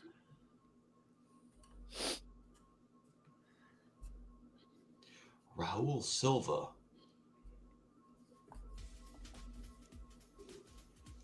Three, 2, 1. Nicholas. I can't remember. Is this Skyfall and Javier Bardem? All right. Alden. That's what I said. Steven. I am also saying Skyfall, but I'm saying Idris Elba. Okay. Was he in a Bond movie? I don't think he's been in one yet. He's been rumored to be playing the next Bond, which would Really? be sick. Although I think they're leaning more towards a couple other folks. Idris We have our Elba first just a Jackie bad Chan idea of the night. about- Yes. Nice. About knives, but I only put one of the answers in the actual answer, which is stupid of me. But the answer is Skyfall, and it is Javier Bardem. yep. Oh, bonus point for who did the theme song for the movie? No. Oh, okay. It's Adele. It's Adele. Yeah, It's Adele. Everyone knows. Oh, we all would have known it. It doesn't matter. Okay. Yeah. Everyone knows that. Bonus point for who the key grip was on the movie. totally kidding. I don't know. Question number 2. Which 2015 film stars Henry Cavill and Armie Hammer as rival spies during the Cold War? This is obviously Superman, right? Good night, Grumpy. Night, Grumpy. Night again. I thought I said good night before. He came back. Ah. Which 2015 film stars Henry Cavill, which I spelled wrong, and Armie Hammer, who was my childhood friend, as rival spies during the Cold War? Yeah. That's a wild story. I know. Sure. Was he a cannibal back then? Not that I know of. I've jumped on his trampoline many times before. So, are you missing any chunks off of you? Not that I'm aware of. That could be, why something is shorter than it should be, but whatever. Only Steven heard that. Alden, if you weren't talking, you'd have heard my joke. I know, I missed it. I'm so sorry. You said, did he bite any chunks off you? And I said, I don't think so, but that could be why something is shorter than it should be. You're right. I would have totally. All right. That's hilarious. Nick, what do you got? Isn't this like the man from Uncle or something? All right. Alden, what do you got? Uncle, I put Bridge of Assholes. Steven, what do you got? Superman. Yes. Superman. Perfect. We do not have a answer from the audience. I'll take it if they get it here in the next 7 seconds. But it is the man from Uncle. It's Bridge of Assholes, everyone knew. Which is actually based on an earlier TV show, I believe. It was a TV show, yeah. Yeah. The TV show Bridge of Assholes? Yep. Yeah. Yep. Question number 3. Which spy film stars Colin Firth as a suave agent who recruits a troubled young man into his organization?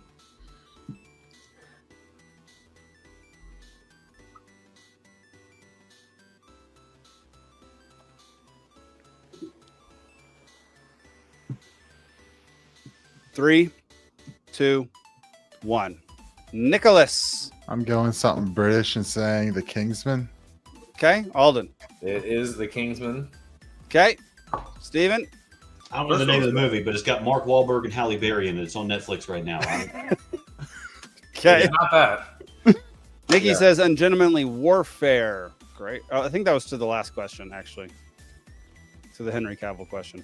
Kingsman, the first The audience one, also says The Kingsman. And I'll give it to y'all. You're technically not right, but I'll give it to you. It's Kingsman, the Secret Service. Oh, whatever. It's the first Kingsman. It's not the Golden Circle or whatever gay-ass movie that was. Or the prequel that's come out, or I think came out. Or... There's a prequel? I think there's a prequel. Oh, gosh. Sure. Do you but know I know, like, the second one, like, dives deep, I think, into, like, some of the roads and all that stuff. Speaking of diving deep, do you know, fun fact, that the theatrical release involved an anal scene at the end of the movie, and then they later removed it because it was like not PC enough or whatever. Wow. Yeah. That's fair. I don't want to see that. Deep dive trivia right there. All right. Question number 4. You want to see it. In what film does Tom Hanks play a lawyer who negotiates a spy exchange between the U.S. and the Soviet Union? Yeah.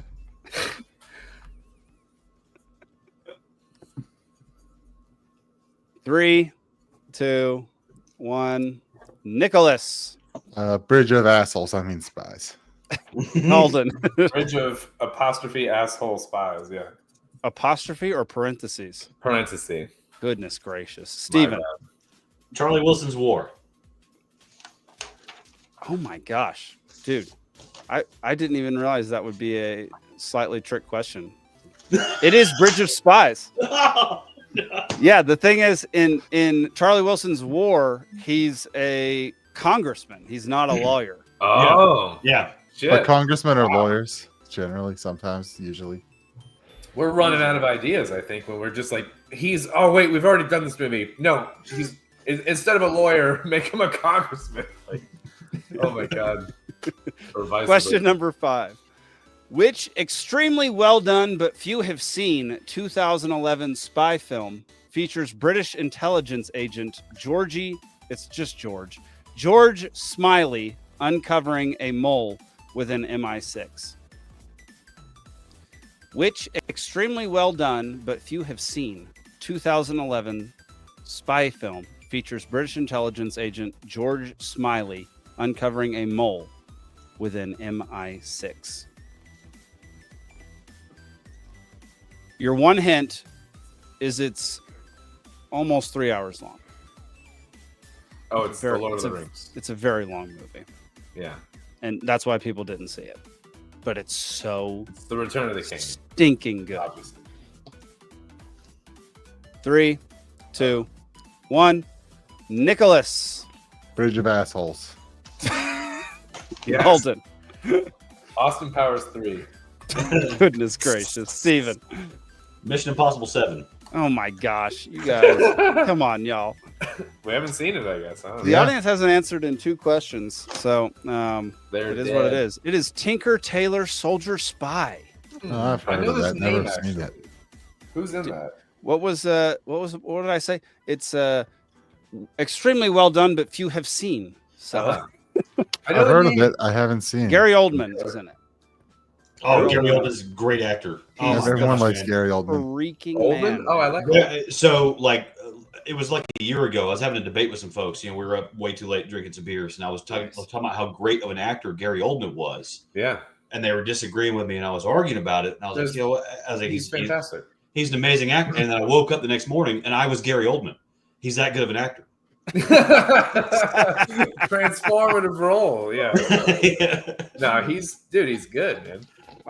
Question number 6. In the Bond franchise, what is the meaning behind the double O in 007?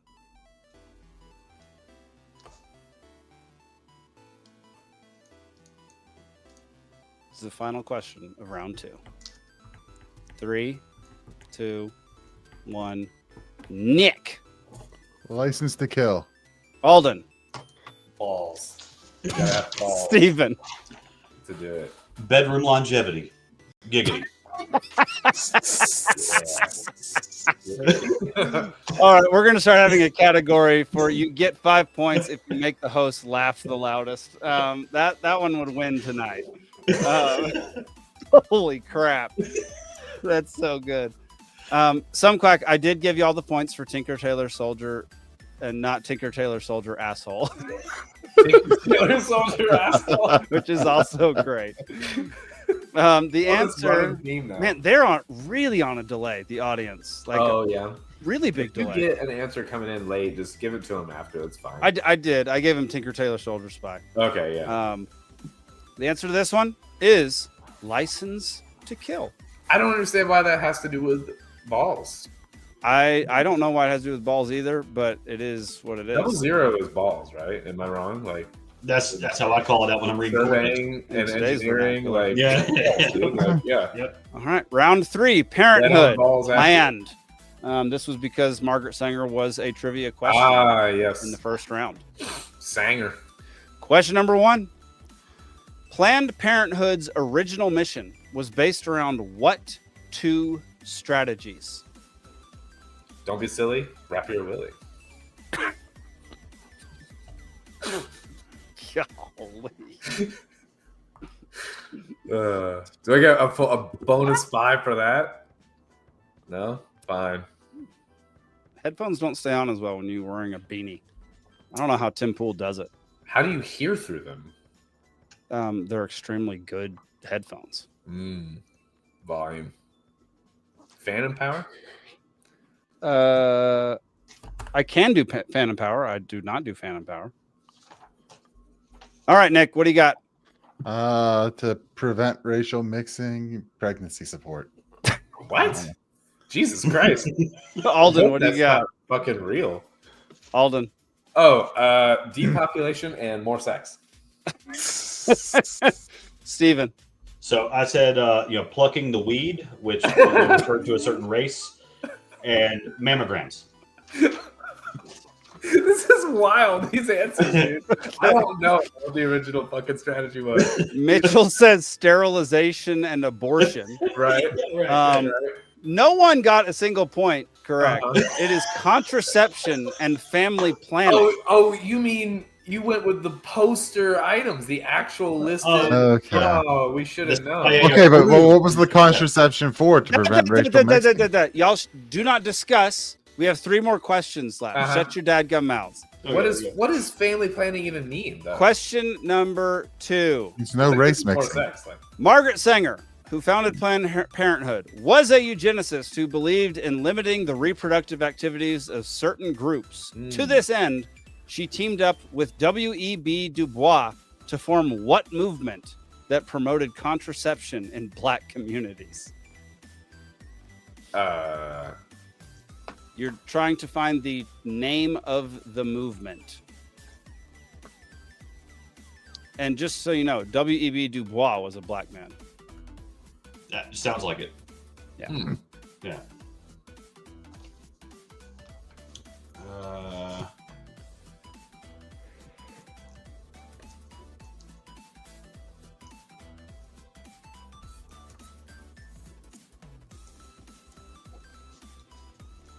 All right, Nick, what do you got? I says Nation of Islam, Dr. Yaqub. This is where. All right. This is the moment where we get canceled. I think this. Alden, what do you got, man? Grape drink, not juice. Steven, what do you got? I'm in the wrong decade, but I said Great Society. Grape Society. Yeah. Audience still has not guessed. I'm sure they will before the next few seconds pass. But we'll give them like 9 minutes. Yeah. The answer is the Negro Project. Oh, that's subtle. Yeah. Okay. Yeah. Yes, she named it the Negro Project. Wow, that's subtle. That's Yeah. Okay. Question number. I wonder what group they were targeting. Question number 3. Oh my God. Other than racial minorities, name the 2 other groups of people cited by Sanger that were unfit and should use contraception. Just to remind y'all, this is the lady who invented Planned Parenthood. This is interesting. No, yeah. Yeah, Hitler's pen pal, literally. Yeah, literally. They wrote love letters to each other. Yeah. Yes. Zach brings up a great point. Would YouTube even let us type the Negro Project? Right? Totally blocked. All right. 3. You could have had a lot of right answers come in. 1. Nick, what do you got? I'm going to say the mentally ill and Jews. Alden, what do you got?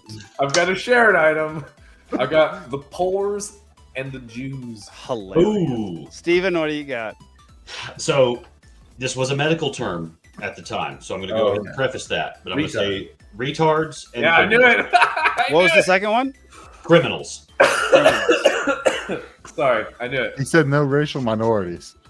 So the first guess is absolutely spot on. Oh, got that. Nick, Podcast hosts and libertarians. Oh my God. From Mitch in the audience. Nikki says poor and retarded. So the audience is the only one who gets all 3 points.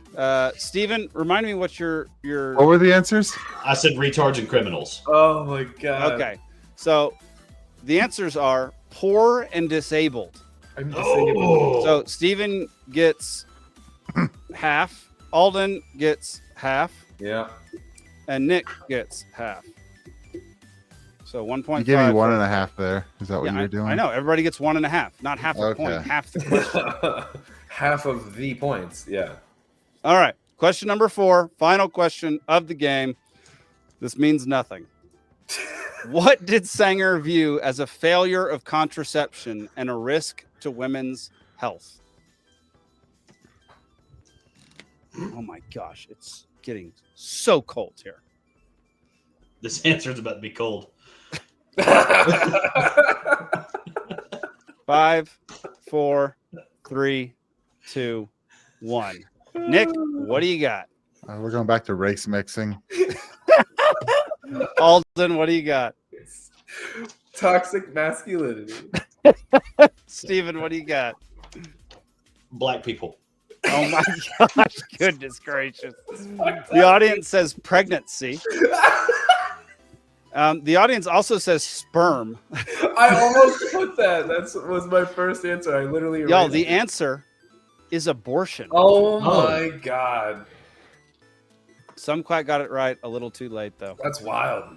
This Yeah. is Okay. This So is she interesting. wanted to be like that far on the front end that she didn't want to even get to that point. She thought she thought abortion was unethical and that contraception was the only ethical way to prevent unwanted Wow, pregnancies. I didn't realize that. Okay. Well, and by the way, contraception means sterilization. Back then, yes. Yeah. Wow. Okay. Yeah. So we might get canceled for that last one. Oh my god. Can't no. wait.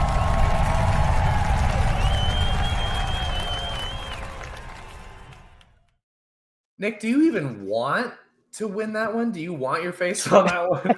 Yeah, I don't know. Although that was, I think you're the Good only one job, who picked Nick. up on that little joke I made in there. Good job. You Jake get- talked I right just- through it. You I knew so much talked about right through it. I didn't hear. Alden was I cracking read up. I read a few of her letters to Hitler, so that's that came up with my answer. So. Is that a true thing? Like a pen pal to Hitler? Yes, That's that a is true real thing. fucking. You've been saying that, and I was like, ha ha ha. And now I'm like, oh wait, no, like historical fact. Like, okay. Oh no, I had a medical ethics class when I was going to school for land surveying, Yeah. and Obviously. Those two I things had to are- write a 5-page report on the Tuskegee syphilis experiment, and that was 2 of the pages, and it What was does that have to do with fucking surveying? I don't know. All It was right, full- y'all. yeah. We're moving on to another topic. I'm gonna let y'all discuss while I go take a leak. Your So, porch within camera view of hopefully, right? father accused of killing daughter's alleged rapist is now running for sheriff. Oh, well, Aaron that's okay. Spencer. Donate to his campaign. Aaron, Wait. hang on. Aaron Spencer, 37, announced his campaign for Lanake County Sheriff. I'm guessing it's Lanake. On a Facebook post last Friday, almost a year after he allegedly murdered his daughter's rapist. That's fine. The video began with him saying, "Hello, Lanake. My name is Aaron Spencer. Many of you know my story. I'm the father who acted to protect his daughter when the system failed. I refuse to stand by while others face these same failures. This campaign isn't about me. It's about every parent, every neighbor, every family who deserves to feel safe in their homes and safe in their community. It's about restoring trust where neighbors know law enforcement is on their side and families know that they will not be left alone in a moment of need." I mean, when I saw the title of the topic, I was like, here we go again with another killer sheriff. And then I was like, you know what? I'm all right. I don't know. Well, and we say allegedly, right? So Yeah, fair. allegedly, right? So Lone Oak County is in Arkansas. So like we all know, there was a national story in Texas where a guy comes home from work and he sees the babysitter, doing inappropriate things with his daughter and proceeds to beat him to death with his fists, and describes all of that in detail in front of the judge. And the judge was like, I see no problem here. Innocent. Yeah. Yeah. And that's Texas. Praise God. And now we got, Lone Oak County, in Arkansas, and then this guy's coming out. And I mean, does that qualify you to run for sheriff? No, I know it's pretty tough. I was like half making a joke as far as like it's like any other situation, it's like a no, and then it's coming in and watching it happen in the heat of the moment and defending your family in the moment is different than like, did he like seek them out after? Like, I don't know. You know what I mean? Like how outside the law he went in the moment. I'm not sure the details. Well, and like, I mean, is he even a cop? Like that's, I mean, honestly, it's, I get it. In some parts of the country, sheriff is really just a political position. But to me, Right. and coming from a law enforcement family, Mm-hmm. You want the sheriff to be, I mean, same concept anywhere, right? Like how do you answer to a manager that's never done your job? How do you answer to a manager that doesn't know what your job is? Mm-hmm. Yeah. Fair. So, on that level, does he qualify? I mean, if he does, cool. Let's focus on that. But like, if he doesn't at all, then this is clearly just to bring that case back out into the national spotlight. Well, I'm going to disagree and say that yeah, as far as if you're running for sheriff, like in Pennsylvania, like I think you have to take a class or something if you're not.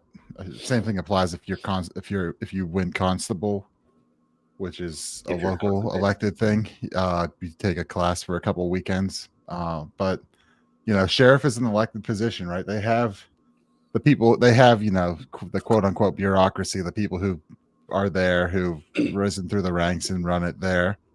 But sheriff is elected because it's supposed to be sort of that highest law enforcement defender of the rights, and should be coming from someone who's not a cop, not necessarily not necessarily just out in the public, but it shouldn't have to be someone who's been a cop and only sees it from the cop perspective.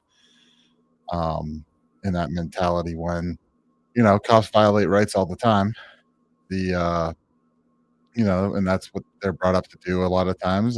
There's a whole lot of stuff there, and I think that you need to be able to.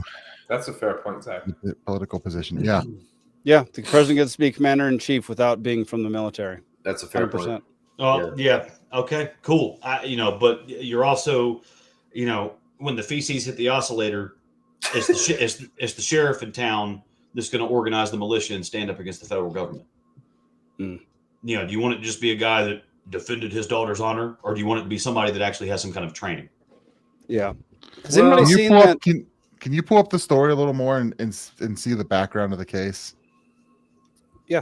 Let me go back to it. Because I think I've seen the story, and I think I know the little bit of the details of that case, but I'm not comfortable enough to go off the top of my head on it. This is one of those things I would need more info to even actually really be able to. And that's I'm as a libertarian, this is the one government office I really respect because, what I just said, all right. Grid down scenario or an overreaching, Rex 84 is declared. Federal government comes in and says, okay, all you guys go to camp. This is the guy in town that you're going to go to, and hey, what do I actually do? Yeah, and he's like, get behind me. We're marching that way. Mm-hmm. So this is the background that's on this particular article. The day of the incident, Spencer reported to the police that his daughter was missing. As police were on their way to Spencer's home, Spencer found his daughter in a vehicle with Fossler. Fossler had a no contact order because he had stalked and raped the 14-year-old. Spencer then allegedly shot and killed Fossler after a confrontation between the two men arose. The child's mother had thought Fossler might be trying to kill her daughter because he was wanted for a possible 6 to 9 felonies, and her daughter was the only witness. Sheriff John Staley noted that Spencer's case would be up to the Lanake County Prosecuting Attorney's Office to decide whether or not to actually file charges against Spencer. Okay, this is a mess. It's a wild situation. This is complicated. I retract everything I said. I have no idea. I don't want a horse in that race, actually. Yeah, I thought that's what the story was, that he came across the car with the guy in it, and it depends on it depends on the nature of that confrontation.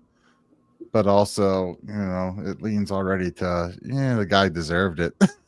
I mean, that's probably true.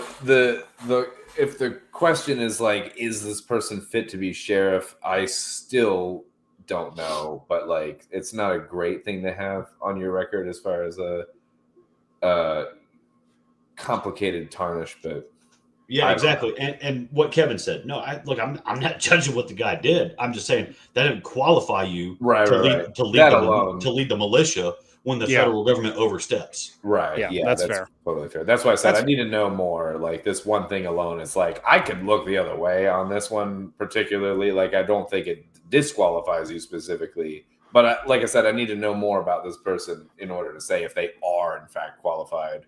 Yeah. Yeah. How big of a county are we talking here? I don't know. Sound like a pretty big. It sounds like it's probably a fairly small county. It's 12 square feet. This county. It's literally 3 people: the sheriff, this guy, and the guy he murdered. No wonder they killed each other. They live in one storage closet together. Wikipedia said it was 76,000 people. Okay, so the last census. It's a modest size. About the size of a county here in Montana. Right. Same here in Georgia, but we have 159. Well, I was going to say Yeah. Georgia's weird because there's like 800 million counties, but Yeah, we have like 53 counties up here, and like our biggest one has about that many. doesn't Georgia have the most counties of any Yes. state? No, Yeah, besides, no, Texas has more. That's right. Texas has Okay, more. Texas might have more. I forget if it's like a per capita situation or something, but like Georgia's got like a shit ton of counties for the 159. size state Yeah. it is. Yeah, which Yeah, is it's wild. insane. For Dude, the it's size insane. state that it is, Texas is the size of Europe. Like that's a different story. Yeah. That's Yeah, Texas and- is weird. That's its own thing. Texas and Alaska, whatever. Did you that's see fine. that? Did you see that story coming out of I think it's Loving County, Texas, which only has like 100 people, but a bunch of oil money, and some guy bought land, and he's just saying anyone who wants to come live on this land and vote to basically put me in charge, come live here. I mean, Wow. That's fun. Maybe we should cover that next week. I've seen there's an aerial image somewhere in the Lubbock area, within like 100 miles of Lubbock. But this guy has cultivated trees on his farm in the form of, it says F somebody's name and spells it out with trees. That's awesome. And I'm like, Texas is the best. That's the most Texas thing I've ever seen in my life. I love it. gosh. That's awesome. Yeah. That must be in Butt Beaver. If that's awesome. He probably named it Butt Beaver. You're probably right. Yeah. Yep. All right, y'all. Yeah. Anybody got anything else to say about the killer running for sheriff? So I, on one sense, I like what he's doing because it is bringing his case. So like judges have tried to issue gag orders saying that he can't discuss his case while he's running for sheriff, and he's like, "That's political speech." You want to know what my qualifications are for handling the law and order in this town. This is my experience with law and order in this town. It's killing bitches. You can't tell me I can't talk about it. So I see what he's doing with that. So whatever the power structure is, that's obviously, this is a symptom of some kind of good old boy network that told him, hey, we got it handled, and they totally didn't have it handled.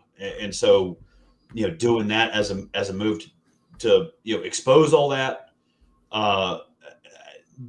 it's a good move for him that, hey, if you ever want to, if you feel like your political speech is ever being censored, run for political office, because that, above all else, is the political speech that should never, ever, ever, ever, ever be censored. This day and time, people are like, oh, well, the divide is worse than it's ever been. Oh my God. It's these radical calls for violence has never been worse. I'm like, did you read what the founding fathers said about each other while they were running against each other? There was fucking duels, bro. Like, my bring back duels. Hashtag bring back duels. My opponent's mother is crossbreeding with Indians, and she's a prostitute. This was before Planned Parenthood, dude. How much would you pay to see a duel between Donald Trump and Joe Biden? Oh God, that would be the funniest duel of all time. I don't know if Joe Biden. That wouldn't be a pay-per-view. I would subscribe. Right, because they don't do pay-per-views anymore, right? It'd be entertaining. I don't know if Joe Biden would know where to point or aim or how. Donald Trump would have to explain what he's doing while he's doing it, and it would just never end. Some say, I don't know. I feel like he'd rip off the shot, take care of it, and be like, some people say, I'm the best. I'm a dead shot. If John Burr if Aaron Burr had dueled me, I'd have come out the winner. Because Alexander Hamilton, he had to lose like a loser. We should take him off the 20 and put me on it. It'd be worth it just to see how he reacts to Biden biting his finger. Dude, that'd be so stinking good. We should bring back duels. Hashtag bring back duels. Oh, that should man. be our hashtag for the show. Oh, speaking of, is that on Sora? Has someone run that through Sora yet? The Biden Trump good. fight. That'd be so. We should probably do that. Speaking of just guns in general, this is the first time this has ever happened to me. I lost a mag somewhere, it ejected out when I was carrying IWB, and I've got a holster that covers the mag release button, but I crunched up so deep in the back seat of their Civic when I got in, when they drove me somewhere, that it launched into their back seat somewhere, and it was dark and I never saw it. And I got home, and then Haley was like, are you missing? She thought I was missing my whole gun because she doesn't know the terminology or whatever. And I was like, what? And anyway, I looked and I found, and my mag was missing. And it was a whole thing. And this is the first time this has ever happened to me. That's crazy. A premature mag release situation. But I don't think I've ever had that. That's nuts. This is the first time it's ever happened to me. Yeah. I'm fucking 6'2", and I crunched down to get into this little Civic thing, yeah. And that's my legs were up like this. And I just like my clip apparently went boop, like out that'll to the do side. Yeah. Or check this out, Kevin. Check this out, Kevin. They could appoint somebody, a knight, say, to fight for them. And Trump picks John Jones, and Biden picks Alex Pereira or Pereira, however you pronounce it. Pereira. No swords, but fight to the death. Oh, how would that? Oh yeah, MMA fight to the death. Oh, aren't we doing that on the White House lawn next year for the 250th? Do the Joker trick and just like break a in half and throw it on the ground. Dana White is so mad at John Jones. I don't see that happening. But Trump loves John Jones so much, I see him allowing it to happen somehow. That's fair. And then Dana just like conveniently being on vacation. There we go. All right, y'all. We're gonna wrap this up. Thank y'all for sticking around till the end. We're gonna watch some funny videos before we head on out of here. But thank y'all for tuning in to episode 147 of Liberty Libations. You can subscribe on all platforms. You can go check us out on peacefulsea.network, along with our other shows like the Cascade Effect, Philosophical Fall Guy, the Free Georgia Podcast, Junto Podcast, Banished Big Brother, a whole slew. Wrexham Texan. Texan.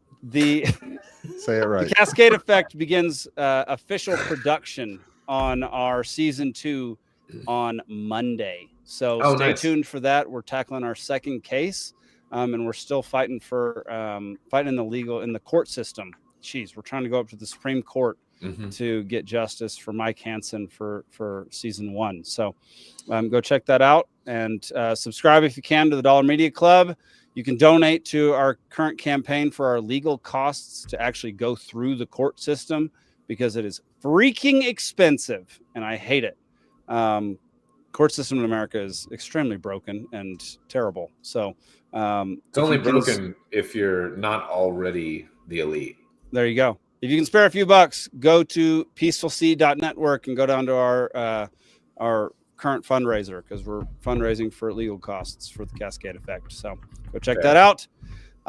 And yeah, go to the Great Create. If you happen to live in Georgia or around the Georgia area, go to the Great Create, which is happening down in Ackworth, right? Ackworth, Georgia, in November, on November 8th. Is this the state of Georgia or the Republic of Georgia? The state of Georgia. Oh, okay. It is phenomenal. It's a phenomenal event. It's all about like self-reliance and learning new skills and learning things to help further your own like education. And people do things like give seminars on mushrooms and like I think it's raising chickens and magic goats mushrooms. and all sorts of stuff. I mean, I don't know. And yes, Kevin, Jake did pee right off the balcony behind me. That's why I turned the camera off. I didn't want to get censored by YouTube. But did you leave the audio on for? I did not leave the audio on. It's just AMTR. It's just nothing but wind right now. So head on over to peacefulsea.network, check it out, and we're gonna watch a few funny videos before we get out of here. And y'all can tune in next week for more Liberty Libations. So, all right, y'all. We got 5 videos tonight, I think. First one, if you don't follow Garen Music, highly advise.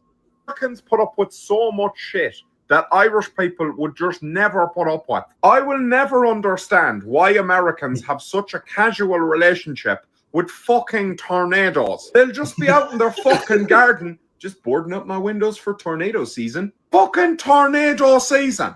A season of tornadoes. Why do you fucking live there? I don't know if I'm the first person to tell you this, but tornadoes are cunts. Who should not be building a home in their seasonal vacation area? There's fellas called tornado chasers who drive out up and fucking side of a tornado to see how bad it is. Yeah, this one's pretty bad. I think everybody should stay away from this one. A few years ago, where I'm from in Ireland, there was a field full of hay, and some of the hay started spinning a bit for a few minutes. That made national news, and we, the Irish people, decided that was a mini tornado and we're in danger. That area has been deserted ever since. Follow me.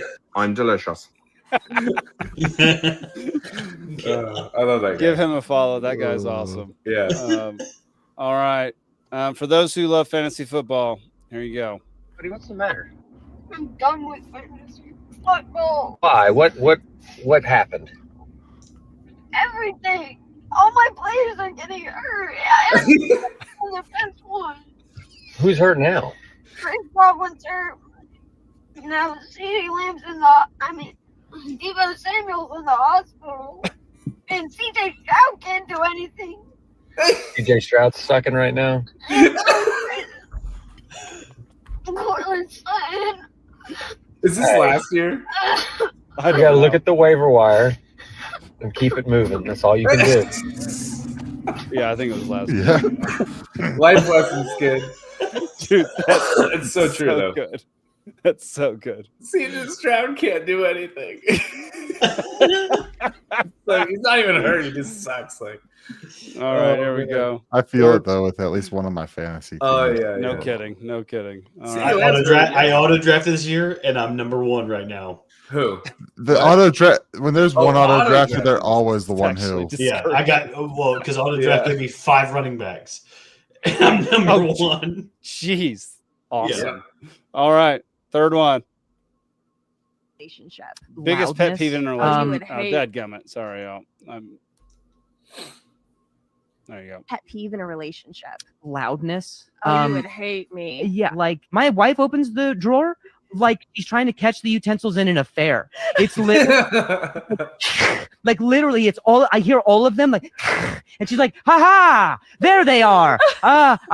Just as I suspected. They're all on top of each other. It's a nightmare, man. Every time she's in the kitchen, I feel like she's packing it up to leave me, dude, because it sounds that way. To me, though, I don't hear myself banging around. Yeah, that's the problem. Yeah, Yeah, to it's the me, I'm problem. like, You have an outside voice and an outside ears to go with it. It's poetic. You're unable to hear the loudness of yourself. Dude, that's so good. That's pretty funny, actually. Yeah. Yeah. Mitch, I mean, Pretty necklace. Yeah, did she say anything? I didn't hear. I know. I don't. Yeah. She has insane cleavage in every single clip that I've Highly ever seen. distracting. Yeah. See you, Kev. Good night, Kevin. All right. Number 4. Had Aaron Rodgers on the show. Are you familiar with Aaron Rodgers? I am. I'm from Wisconsin, so of course I'm very familiar with Aaron Rodgers. We had Aaron Rodgers on the show, and we have since become pretty much best friends with him. So I texted him. I said, Aaron, do you have any advice for Tyrese Halliburton on how to come back from an Achilles injury? Okay. And you know what he said? What did he say? No advice. He didn't text me back. Oh, He never. yeah. I don't think that has anything to do with you. That's more about your guys. Just never text him back. Well, like if you FaceTime him, will he answer? No. Okay. Okay. I think he's just locked in right now. He's been locked in for the past few years since we met him. Yeah, he's got a lot going on. Mm. A lot going on. We had. That's fun. Caleb Presley, that dude's show is so good. Sunday Conversation. I don't know. Highly this, recommend. but I Dude, love it's this. hilarious. Yeah. All right. Final one of the evening. Here's a list of things that men should not be allowed to have, and they're only for girls. Number 1, oat milk or any alternative milk. That's fine. You can have that. Why can't you drink it from the cow, like from the udder? Number 2, a Stanley Cup. Why are you holding your water bottle from the side, from the handle, and drinking out of a straw? Gay. Oh, I thought you meant Number the 3, Stanley baths. Cup. Your feet hanging over the side of the bath like that. Gay. Number 4, putting anything in your coffee at all. What do you want it to taste good? Not allowed. Here's a list. I agree all those except the Stanley's because it's a very nice cup. Oh! I thought she meant the Stanley Cup. I thought you meant the Stanley Cup. That's Yeah, and I No, was it like, means wait, these what? things, but Yeah. these are keep your drinks super cold and they're super big and They are big. nice. I mean, what? Yeah. Everything many else ounces? I Like agree with. 44 ounces or something like that? Yeah, this thing's Drink your massive. drink It's a great way to be faster, you hydrated. know. and like if I put ice in it, and I'll have ice in it the next evening. Yeah, I have, that's impressive. That's like a Hydro Flask right there. I have like the Walmart equivalent. It's called like a Nebo brand or some bullshit. Like it's fine. It works. I don't know. It's got a vacuum wall. Like it's fine. Right. But I drink black coffee and I don't take baths, so I don't know. Whatever. Yeah. I'm rocking a Zulu. We're gonna end with the Nebo cup. Right. Is it Nebo? I don't fucking know. It's some brand I've never heard of, but that's what I got. So. All right, everybody. I'm freezing my butt off out here. I need to go warm up by the fire. Yeah. Shut up, Alden. Thank y'all so much for tuning in to episode 147 of Liberty Libations. Tune in next week for 148, along with some other shows. Go check out peacefulseed.network, and we'll see you next week. And for anyone that stayed through the whole thing, yeah, you're a hero. Cheers.